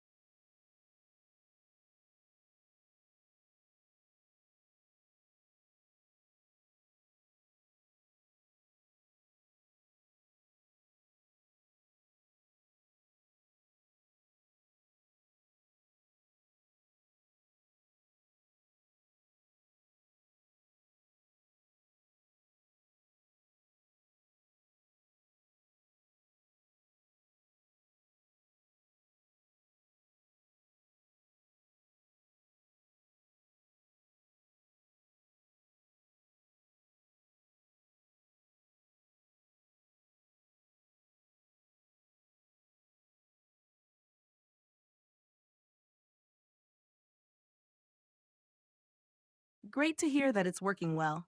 Now let's consider the bigger picture and potential next steps for the Tiny Doctor application and its integration with biomedical.com. Next steps and bigger picture. 1. Expand educational content. Additional body parts include more detailed parts such as internal organs, muscles, and other anatomical structures. Systems and functions. Expand the scope to include different bodily systems, e.g., cardiovascular, respiratory, digestive, and explain their functions. 2. Enhance gamification elements. Levels and challenges. Introduce multiple levels with increasing complexity and specific challenges to maintain engagement. Achievements and rewards. Implement a system of achievements and rewards to motivate users and encourage continuous learning. 3. Integrate interactive learning modules. Quizzes and assessments. Incorporate quizzes and assessments to test users' knowledge and reinforce learning. 3D models and animations. Use 3D models and animations to provide a more immersive and detailed learning experience. 4. User experience and accessibility. Multilingual support. Offer the game in multiple languages to reach a broader audience. Accessibility features. Ensure the game is accessible to users with disabilities by adding features like screen reader support and adjustable text sizes. 5. Feedback and analytics. User feedback. Implement a feedback mechanism to gather user experiences and suggestions for improvement. Analytics. Use analytics to track user engagement and performance, helping to refine and improve the game based on data-driven insights. Integration with biomedical.com. 1. Seamless integration. Unified platform. Integrate Tiny Doctor into the existing suite of tools on biomedical.com, providing a cohesive learning experience. Cross-promotion. Promote Tiny Doctor alongside other educational resources on the platform to enhance user engagement. 2. Consistent branding and user experience. Visual design. Expanding the Tiny Doctor application to include more detailed parts such as internal organs, muscles, and other anatomical structures can greatly enhance its educational value. Here's a step-by-step plan on how to approach this expansion. Step-by-step plan for including additional body parts. 1. Identify and select additional body parts. Internal organs: heart, lungs, liver, stomach, intestines, kidneys, brain. Muscles: major muscle groups such as biceps, triceps, quadriceps, hamstrings, pectorals, abdominals. Other structures: blood vessels, nerves, tendons, ligaments. 2. Create SVG images for each new part. Design. Use SVG Write or other vector graphics software to design detailed SVG images for each additional body part. Consistency. Ensure that the new SVG images are consistent in style and scale with the existing body parts.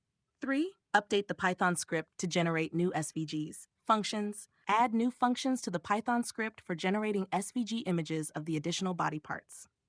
Organization. Organize the SVG files in the static images/directory. 4. Update the HTML and CSS. HTML. Add the new body parts to the HTML as draggable elements. Update the CSS to ensure the new elements are styled consistently with the existing parts. 5. Update the JavaScript for drag-and-drop functionality. Event listeners. Ensure that the new parts have the necessary drag-and-drop event listeners attached. Info box. Update the info box content to provide educational information about the new parts. 6. Expand educational content. Information. Research and write educational content for each new body part to display when the user hovers over or places the part. Interactive elements. Consider adding quizzes or mini challenges related to the new parts. 7. Test the application. Functionality. Test the drag and drop functionality with the new parts to ensure they work correctly. User experience. Gather feedback to ensure the new additions enhance the learning experience. Example, adding internal organs. Update the Python script to generate SVGs. Python import SVG write function to create detailed SVG images for internal organs. Def create detailed internal organs SVG part name, file name. DWG equals SVG write.drawing, file name, profile equals tiny, size of 100. If part name equals heart, heart equals DUV PEM 50 Q60 30 50 50 Q40 30 50 10, fill equals red, black, stroke width dot add heart.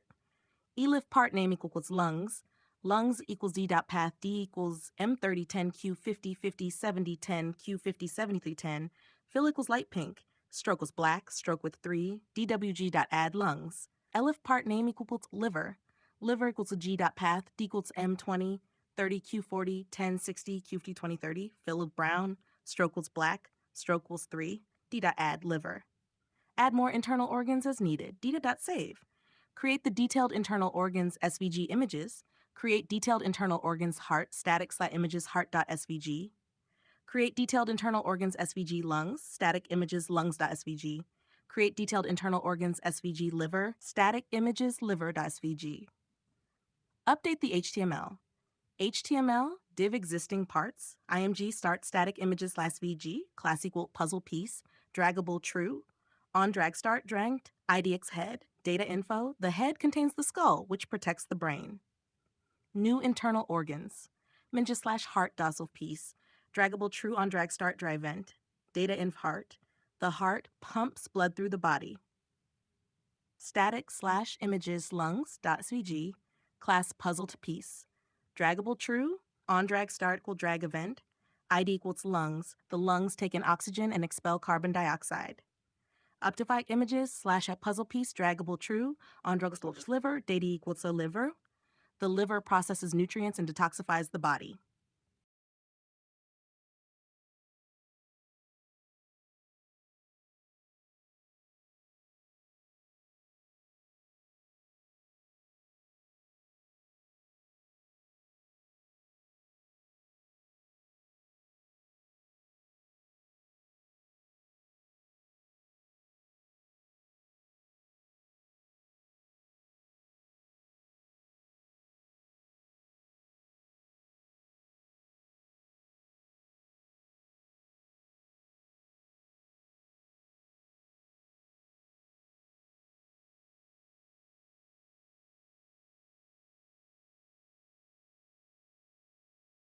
To make the body parts more realistic, follow these instructions.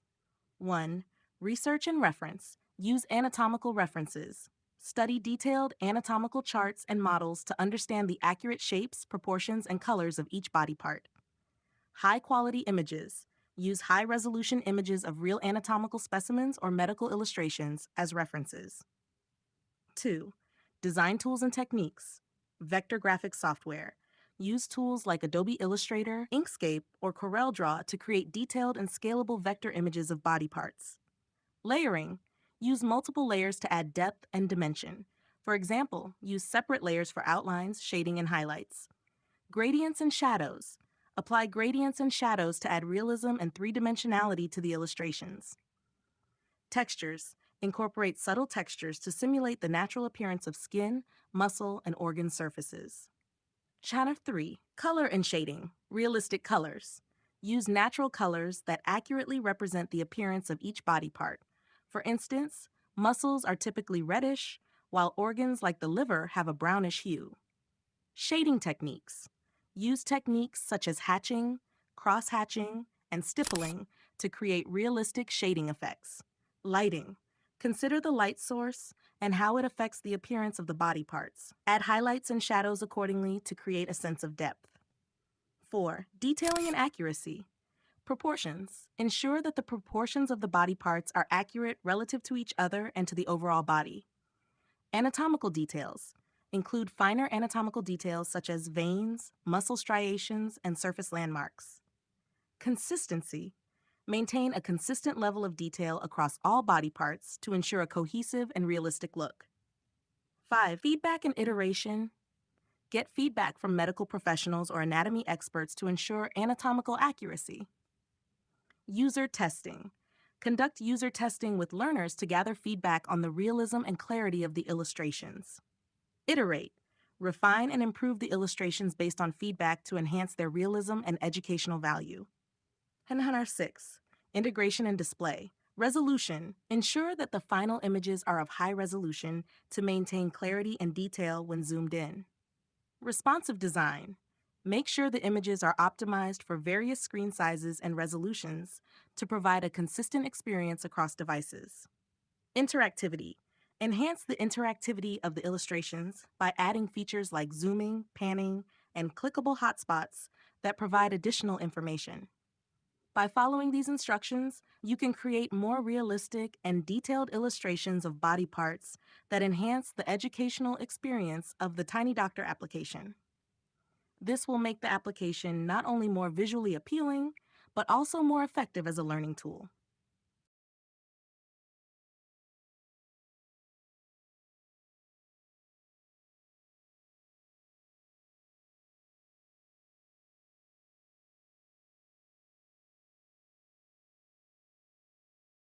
Yes, there are several open source libraries and resources that you can use to create more realistic and detailed body parts for your Tiny Doctor application. Here are some recommendations. Open source libraries and resources. 1. Biodigital Human. Description. Biodigital Human provides a comprehensive library of interactive 3D anatomy models. While the full features are paid, they offer an open source version called Biodigital Human Lite. Link: Biodigital Human Lite, biodigital.com/lite. Usage: use their models as references or integrate interactive 3D models into your application. 2. Zygote Body. Description: Zygote Body, formerly Google Body, is an interactive 3D model of the human body. It allows users to explore different layers of the human body. Link: zygotebody.com. Use their models as references for your SVG designs or embed interactive elements into your application. 3. Body Parts 3D. Description: Body Parts 3D is an anatomical dictionary that provides detailed 3D models of human anatomy. Link by lifesciencedb.jjbp. Usage: download the 3D models and use them as references for creating realistic SVG images. 4. Open Anatomy Project. Description: an open source project that aims to create and share high-quality anatomical models. Link: Open Anatomy Project, .openanatomy.org. Usage: use their models and resources to enhance the realism of your body part illustrations. 5. Inkscape. Description: Inkscape is a powerful open source vector graphics editor that you can use to create and edit SVG files. Inkscape, inkscape.org/. Use Inkscape to design and refine your body part illustrations, applying techniques like gradients, shadows, and textures. 6. The Noun Project. Description: the Noun Project offers a collection of icons and illustrations, including medical and anatomical icons. Link: thenounproject.com. Usage: use icons as references or incorporate them into your application for additional visual elements. 7. Sketchfab. Description: Sketchfab hosts a large repository of 3D models, including many anatomical models. Some models are available for free /sketchfab.com. Usage: explore anatomical models to use as references for your SVG designs. Steps to use these resources. 1. Research and reference. Use the 3D models and illustrations from the mentioned resources to study the anatomy of the body parts you want to include. 2. Design with Inkscape. Import reference images or models into Inkscape. Use Inkscape's tools to trace and design detailed and realistic SVG images. 3. Integrate into your application. Ensure the SVG files are optimized for performance. Update your HTML and JavaScript to incorporate the new SVG files, ensuring they are interactive and draggable as per your application's requirements. 4. Test and iterate. Test the new designs for usability and educational value. Iterate based on feedback to improve the accuracy and clarity of the illustrations. By leveraging these open source resources and tools, you can create realistic and educational body part illustrations for your Tiny Doctor application without the need for expert consultation.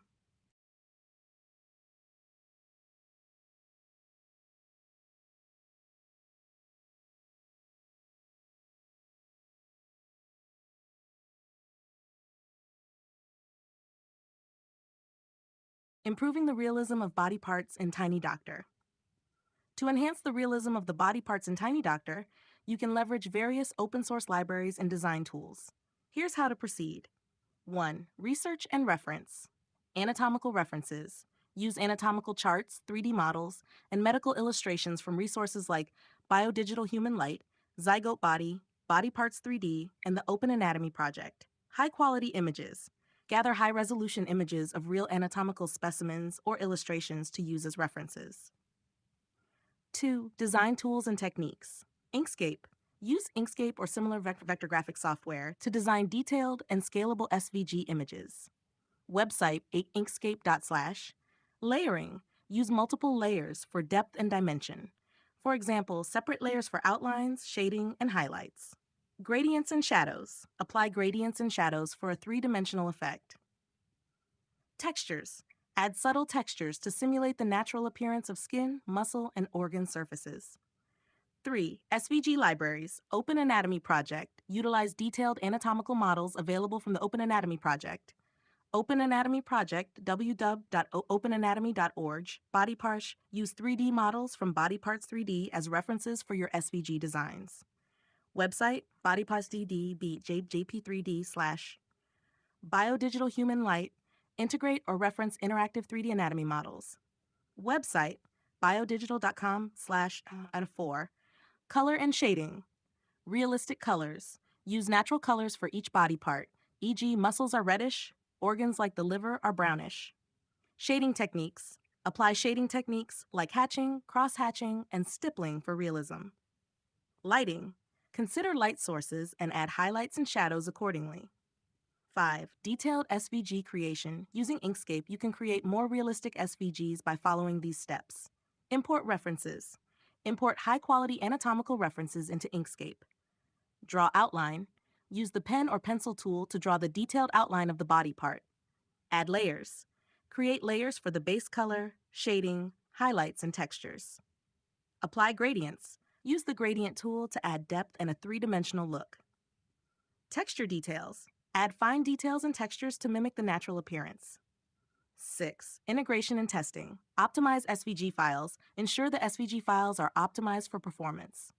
Update HTML and JavaScript. Integrate the new SVG files into your HTML and ensure they are interactive and draggable. User testing. Test the updated application for usability and gather feedback to make improvements. Example steps for designing a heart SVG in Inkscape. 1. Import reference. Import a high-quality image of a heart. 2. Outline. Use the pen tool to trace the outline of the heart. 3. Base layer. Create a base layer with a red fill color. 4. Shading layer. Add shading using gradients to create a 3D effect. 5. Detail layer. Draw veins and other fine details. 6. Highlight layer. Add highlights to areas that would catch light. Conclusion. By utilizing these tools and techniques, you can create realistic and detailed body parts for the Tiny Doctor application. This will enhance the educational value and user experience, making the application more effective and engaging. Integrating resources from open source libraries and using vector graphics tools like Inkscape will help you achieve professional quality results.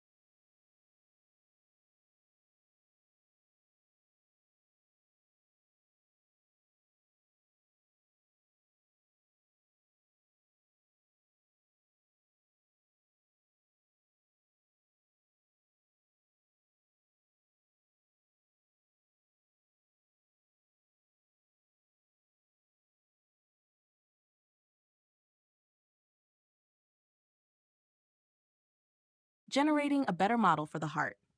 Creating a comprehensive and accurate model of the heart involves several steps, combining anatomical and physiological data with advanced modeling techniques.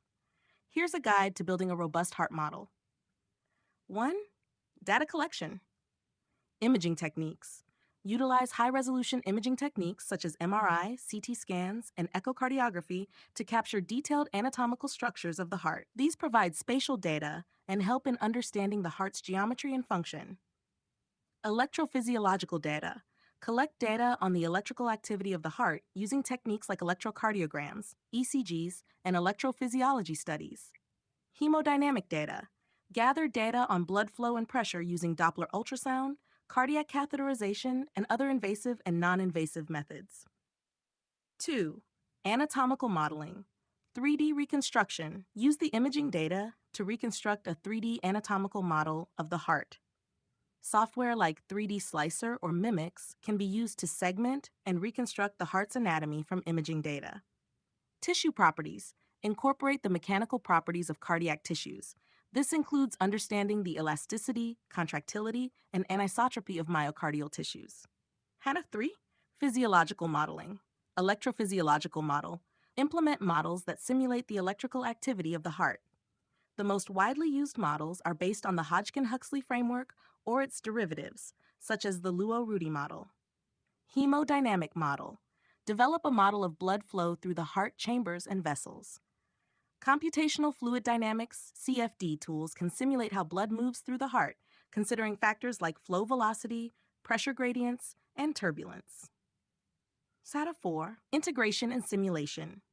Coupling models. Integrate the anatomical, electrophysiological, and hemodynamic models. This creates a comprehensive simulation of heart function, capturing the interaction between electrical signals, muscle contractions, and blood flow. Software tools. Use advanced simulation software like ANSYS, COMSOL Multiphysics, or dedicated cardiac simulation platforms like SimVascular or the Cardiac Arrhythmia Research Package, CARP, to run the integrated models. 5. Validation and refinement. Experimental validation. Compare model outputs with experimental data from clinical studies or laboratory experiments. Adjust the model parameters to improve accuracy. Patient-specific modeling. Customize models to fit individual patient data for personalized medicine applications. This can involve adjusting anatomical structures and physiological parameters to match patient-specific data. 6. Applications. Clinical diagnosis and treatment. Use the model to understand pathological conditions, predict disease progression, and plan surgical or therapeutic interventions. Drug development. Simulate how different drugs affect heart function, aiding in the development of new cardiac medications. Educational tools. Provide interactive 3D models for medical education, helping students and professionals better understand cardiac anatomy and physiology. Example of a detailed heart model workflow. 1. Data acquisition. Obtain high-resolution MRI CT images. Collect ECG data and hemodynamic measurements. 2. 3D reconstruction. Segment heart structures using software like 3D Slicer. Reconstruct a 3D anatomical model of the heart. 3. Electrophysiological modeling. Implement a cell-level model like the Luo-Rudy model for electrical activity. Simulate propagation of electrical signals through the heart. 4. Hemodynamic simulation. Use CFD tools to simulate blood flow dynamics. Model interactions between blood flow and cardiac muscle contractions. 5. Integration and simulation. Combine anatomical, electrophysiological, and hemodynamic models. Use simulation software to run integrated heart function models. 6. Validation and refinement. Compare simulation results with experimental data. Adjust model parameters for accuracy. 7. Applications. Use models for clinical decision-making, drug testing, and education. By following these steps and leveraging advanced computational tools can be used for various medical and research applications. For further reading and resources, you can refer to Empatica developer documentation /developer.empatica.com and other relevant scientific literature on cardiac modeling.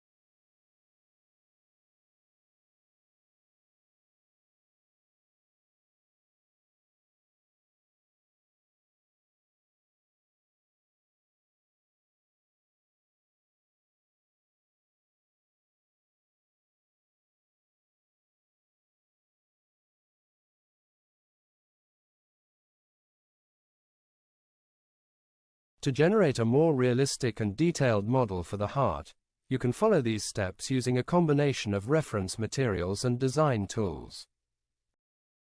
Here's a step-by-step guide. Textures. Use small lines and shapes to create textures that mimic the heart's surface.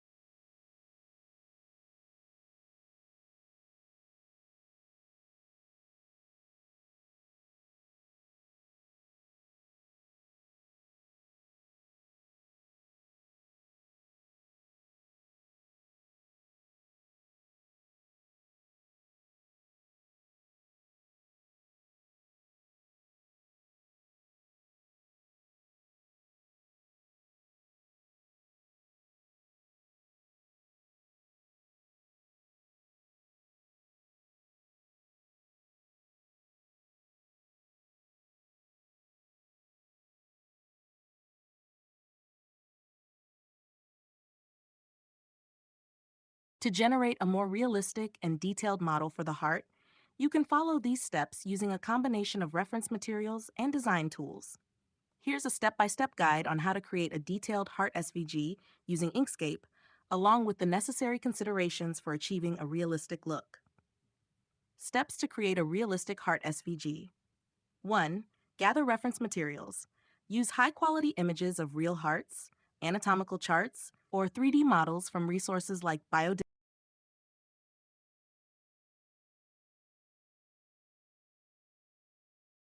To generate a more realistic and detailed model for the heart, you can follow these steps using a combination of reference materials and design tools.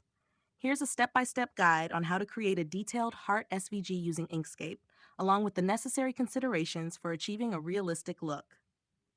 Steps to create a realistic heart SVG. Gather reference materials. Use high-quality images of real hearts, anatomical charts, or 3D models from resources like Biodigital Human, Zygote Body, or Body Parts 3D. Study the structure and appearance of the heart, noting its shape, colors, and textures. 2. Prepare your design tool. Install Inkscape. If you haven't already, download and install Inkscape from inkscape.org/. 3. Import references into Inkscape. Open Inkscape and import your reference image. File import. 4. Outline the heart. Use the pen tool P to trace the outer shape of the heart. Create separate paths for major components like the left and right atria, ventricles, and major blood vessels. Header 5. Add base colors. Select the paths and fill them with base colors that match the heart's natural appearance. Use red for the muscle, blue for veins, and lighter colors for details like fat. 6. Apply gradients and shading. Gradients. Use the gradient tool, G, to add depth and a three-dimensional look. Apply linear and radial gradients to simulate light and shadow. Shading. Add darker shades where the light wouldn't naturally reach, such as under vessels and within crevices. 7. Add details and textures. Veins and arteries. Draw the veins and arteries on the heart surface using the pen tool, filling them with appropriate colors. Textures. Use small lines and shapes to create textures that mimic the heart surface, like muscle striations. 8. Add highlights. Use white or very light colors to add highlights where the light would hit the heart. This can be done with the pen tool and set to a low opacity for a subtle effect. 9. Final adjustments. Adjust the stroke width and color to make the outlines less prominent and more natural. Ensure all parts are properly layered with no overlaps that don't belong. Example SVG heart creation in Inkscape. Below are the instructions on creating a heart SVG. Instructions. 1. Start a new project. Open Inkscape and start a new document. 2. Import reference image. Import a reference image of a heart. File import. 3. Draw the outline. Use the pen tool to trace the outline of the heart and its main components, atria, ventricles, and vessels. 4. Add base colors. Fill each section with base colors, red for muscle, blue for veins, etc. 5. Apply gradients. Select a path, then apply a gradient from the Fill and Stroke panel, Shift-Control-F. Adjust the gradient stops to create a 3D effect. 6. Detailing. Draw veins and arteries with the pen tool, filling them with appropriate colors. Add texture details using small strokes or shapes to mimic muscle striations. 7. Highlighting. Use the pen tool to draw highlights with white or light colors. Set them to a low opacity for subtle effects. 8. Final touches. Refine the shapes and adjust the stroke widths to make the outlines look natural. Group related elements together for easier manipulation. Detailed instructions for creating a realistic heart SVG. 1. Outline the heart. Trace the outline of the heart and main components with the pen tool. Separate paths for each major section, e.g. left atrium, right atrium. 2. Fill with base colors. Select the paths and fill them with base colors from the Fill and Stroke panel. Red for muscle, lighter reds or pinks for details. 3. Add gradients and shadows. Apply gradients to add depth. Add darker shades to simulate shadow and light effects.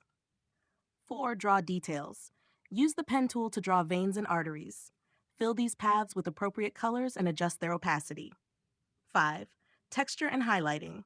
Add textures with small lines or shapes to mimic the heart's muscle texture.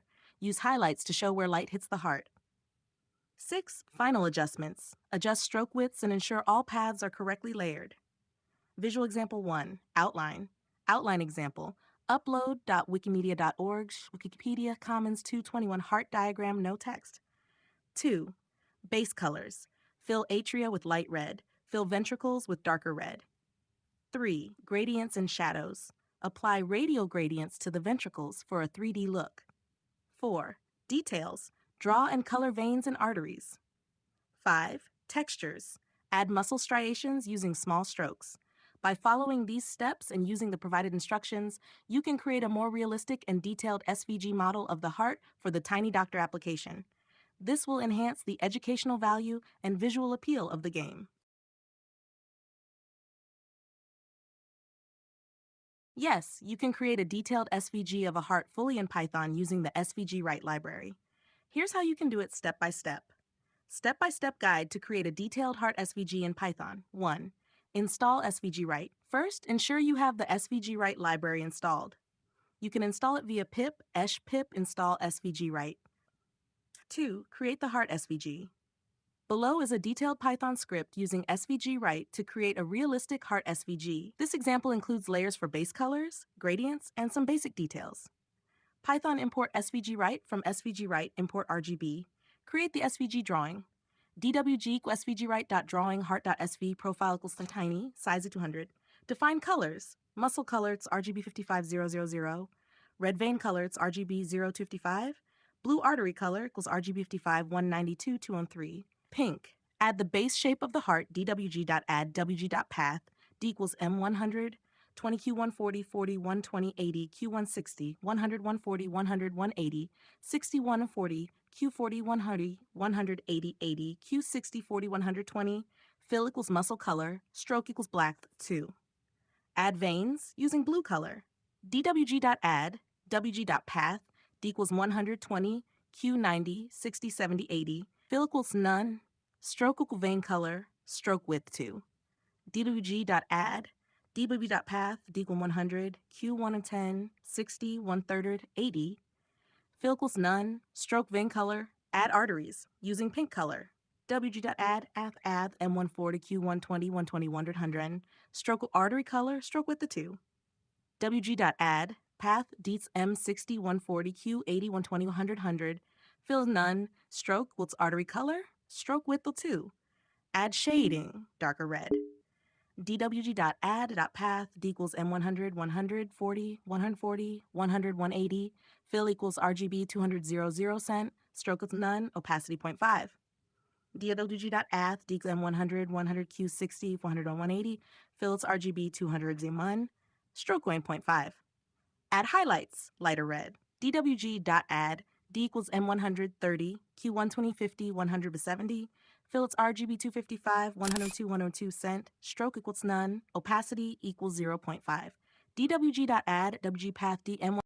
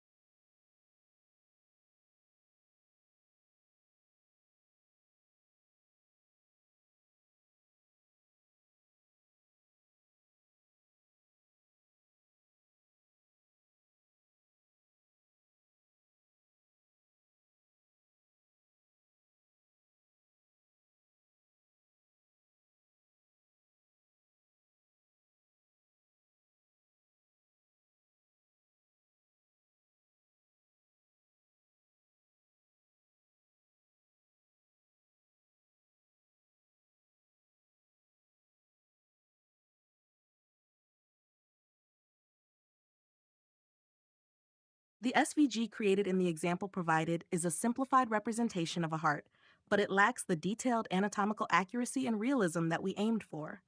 Let's break down the current design and identify areas for improvement. Analysis of the current SVG. 1. Shape. The basic shape is somewhat heart-like, but lacks the natural curves and details that a real heart has. The top section does not clearly represent the atria. The lower section is too symmetrical and does not represent the ventricles accurately. 2. Colors. The use of red for the entire heart is a good start, but it lacks shading and highlights that would give it a three-dimensional appearance. The blue veins and pink arteries are present but not anatomically placed. Details. The details such as veins and arteries are minimal and do not provide the intricate network found in a real heart. Shading and highlights are simplistic and do not add depth. Improvements for a more realistic heart SVG. To create a more realistic heart SVG, consider the following improvements. 1.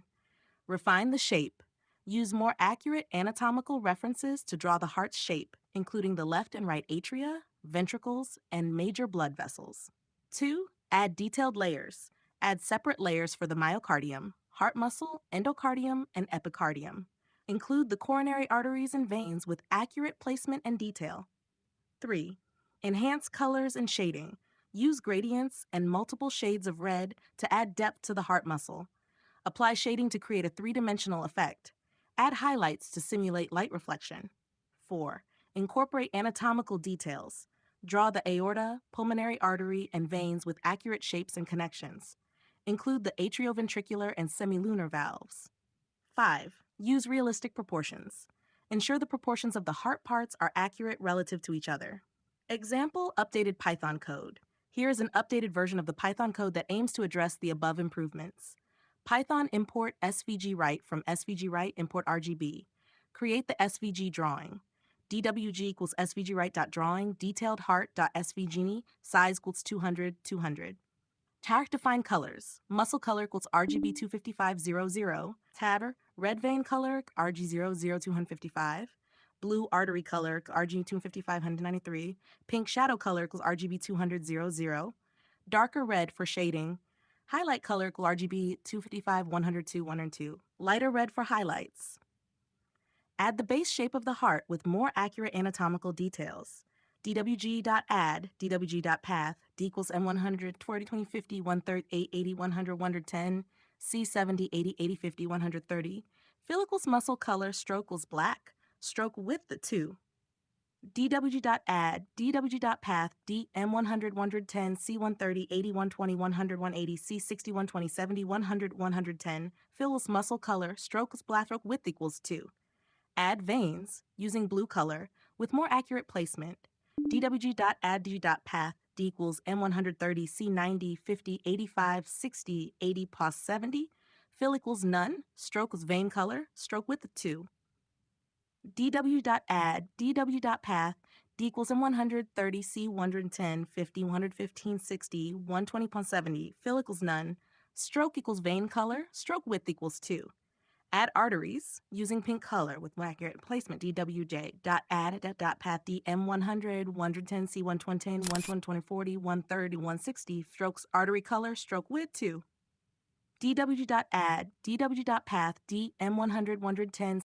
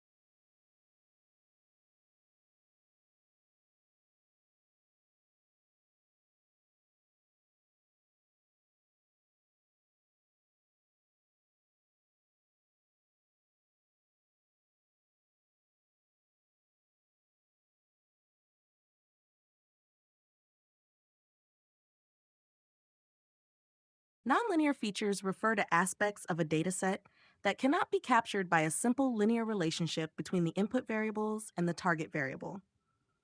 These features can provide additional insights and improve the performance of machine learning models.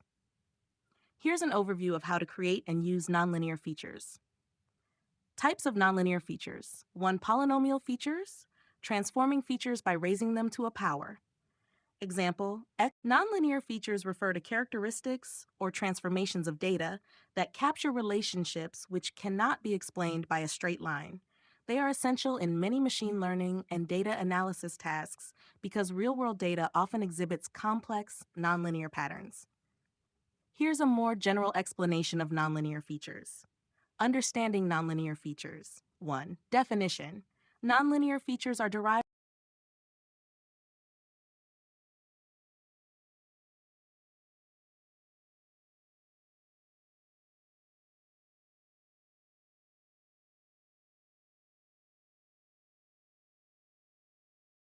Let's analyze the SVG image provided, focusing on each part and how it compares to a realistic heart.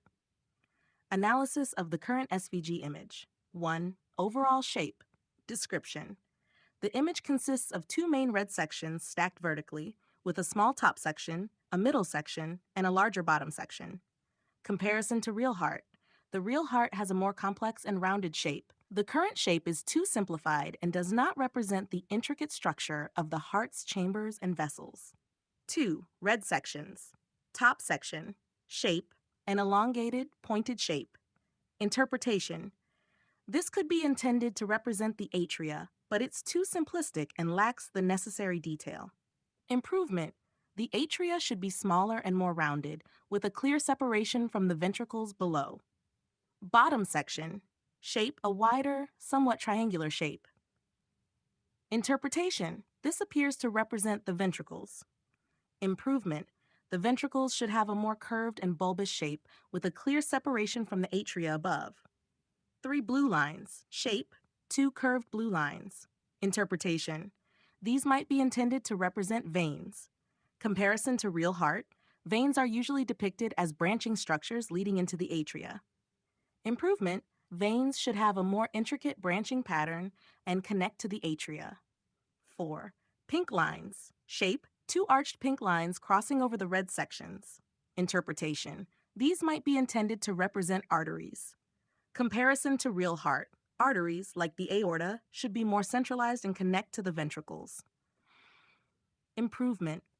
Arteries should be more accurately placed and depicted as thick central vessels.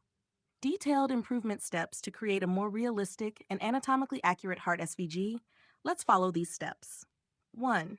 Define the heart's shape. Use Bezier curves to create the rounded bulbous shapes of the atria and ventricles.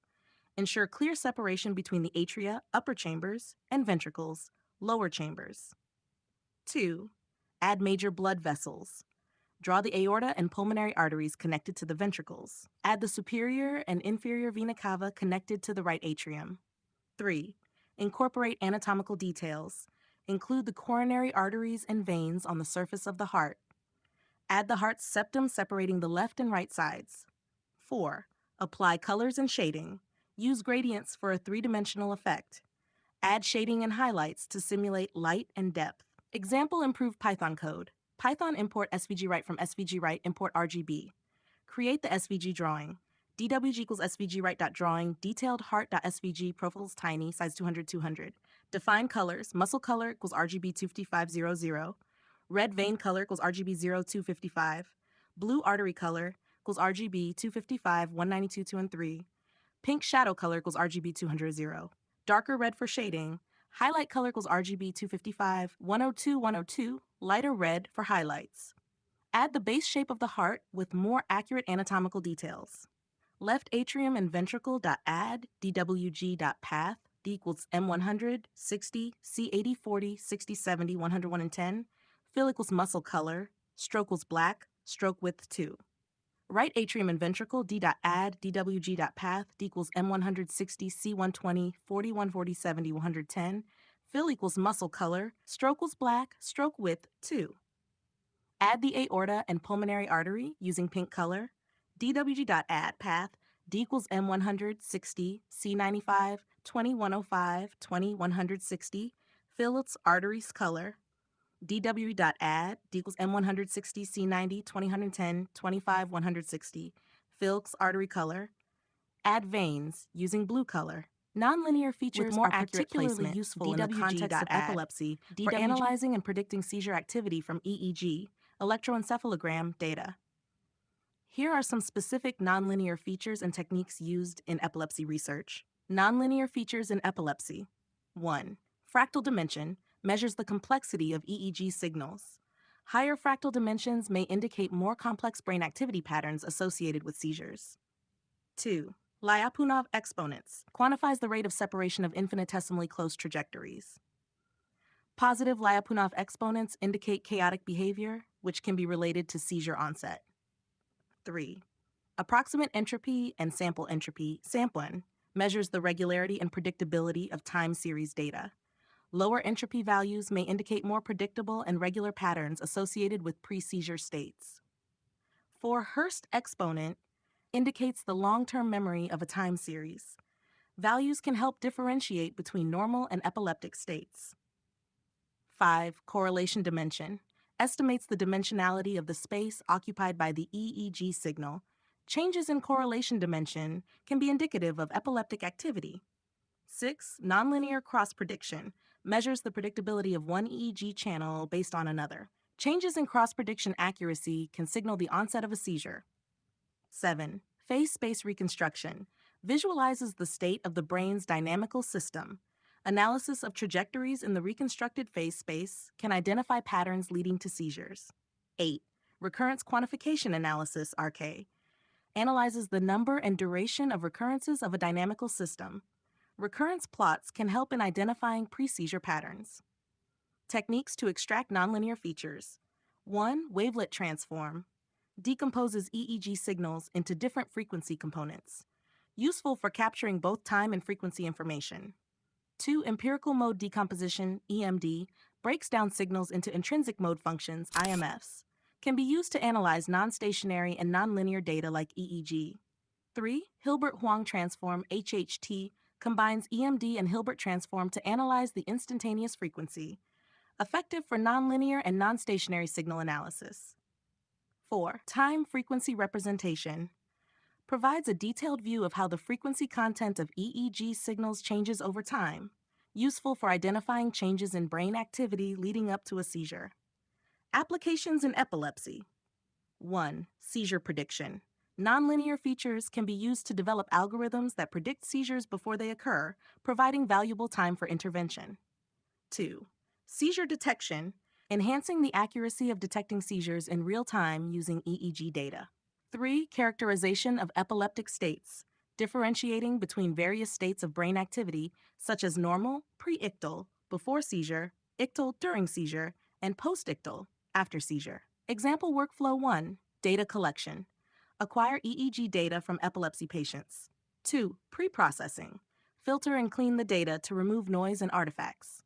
3. Feature extraction. Compute nonlinear features such as fractal dimension, Lyapunov exponents, and entropy measures. 4. Feature selection. Select the most relevant features using statistical methods or machine learning techniques. 5. Model development. Train machine learning models, e.g., SVM, neural networks, using the extracted features. 6. Validation and testing. Validate the model on a separate dataset to ensure its accuracy and reliability. By incorporating these nonlinear features, researchers and clinicians can improve the understanding, detection, and prediction of epileptic seizures, leading to better management and treatment strategies for epilepsy patients.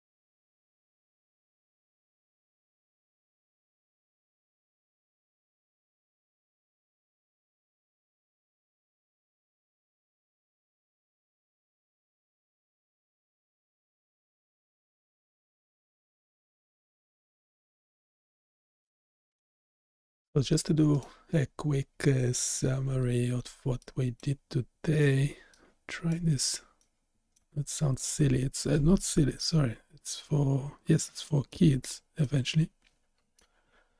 But the idea was to have some sort of a game model. Having trouble moving it around.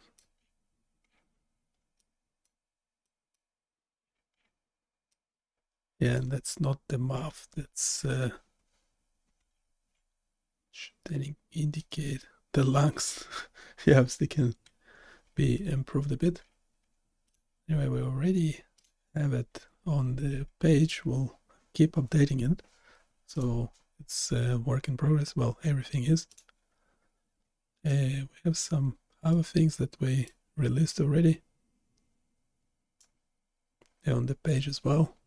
This is Lee Sadger's curves, and there's actually a description of how they can be used for EEG analysis. So go read it.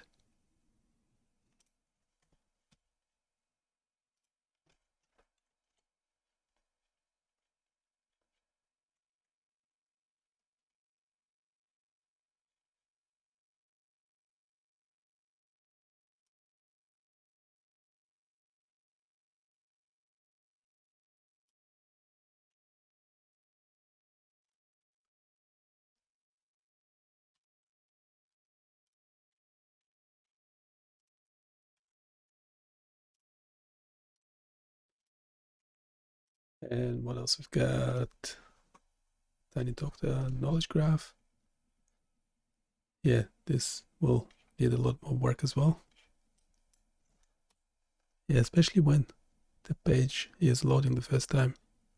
Takes some time, and now it can be much faster. In this case, everything is connected to everything.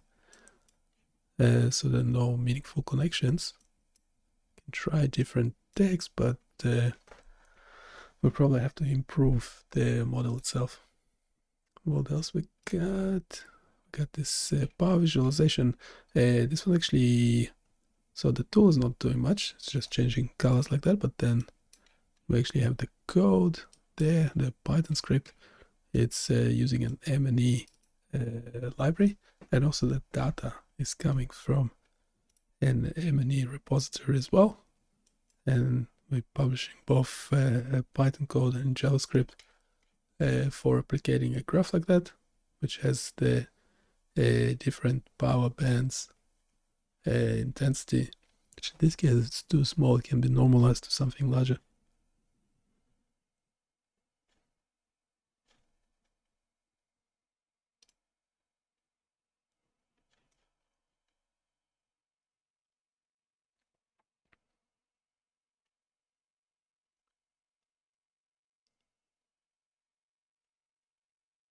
And what else we've got? Yeah, I got this very long blog, so I did read it once. It was generated by GPT. We had actually a disclaimer there. Normally have a disclaimer. I might just have a disclaimer for the whole website, because everything is one way or another is being assisted by or generated by a robot. So I did check it. It actually took quite a while to generate, because we did ask to focus on certain details.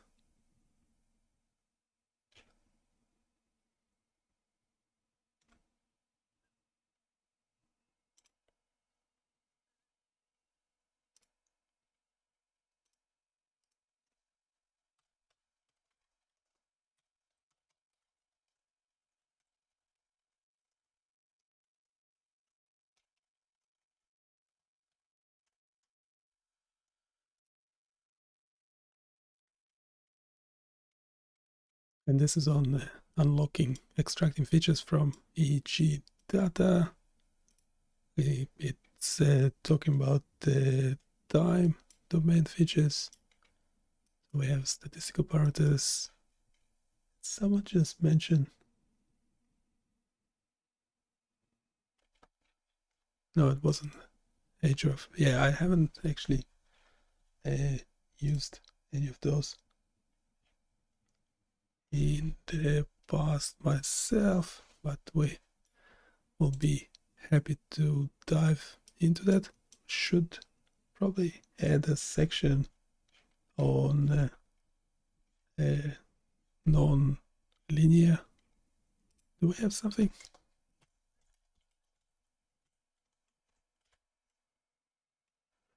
Correlation. It's the linear relationship. Mutual information. So that will be mutual information measures the amount of shared information between two EEG signals capturing both linear and nonlinear dependencies.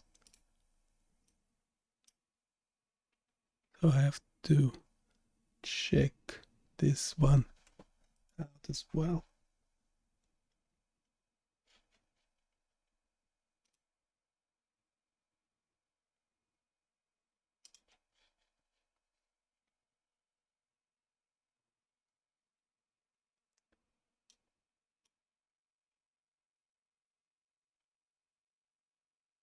Yeah, we have a whole section on non-linear features, providing set complex, often chaotic. Yeah, chaotic. We love chaotic, don't we? That's what the website is also called. Dynamics of brain activity that linear methods might miss. Yeah, I think in general, if you're looking at the non-linear methods, you're probably already missing something. You probably, I don't know, are you over complicated stuff? I don't know. But anyway, this blog is available on this site as well. But that will be work in progress again. Eventually, I would like to turn all of those into simple web applications so you can actually play with data, change parameters, see what difference does it make.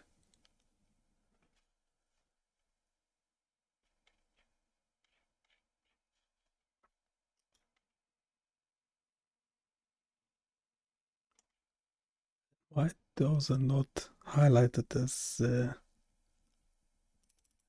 titles, I don't know. Let's ChatGPT stuff something up. Probably should fix it right now because I'll forget later.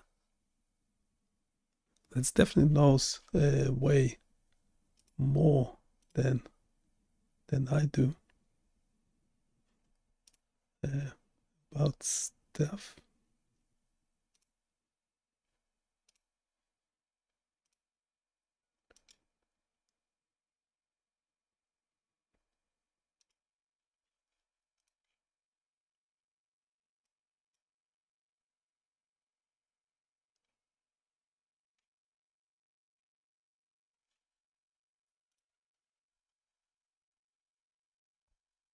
So there are no questions. Go check out the website.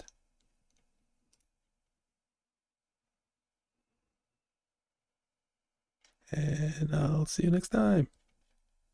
Bye.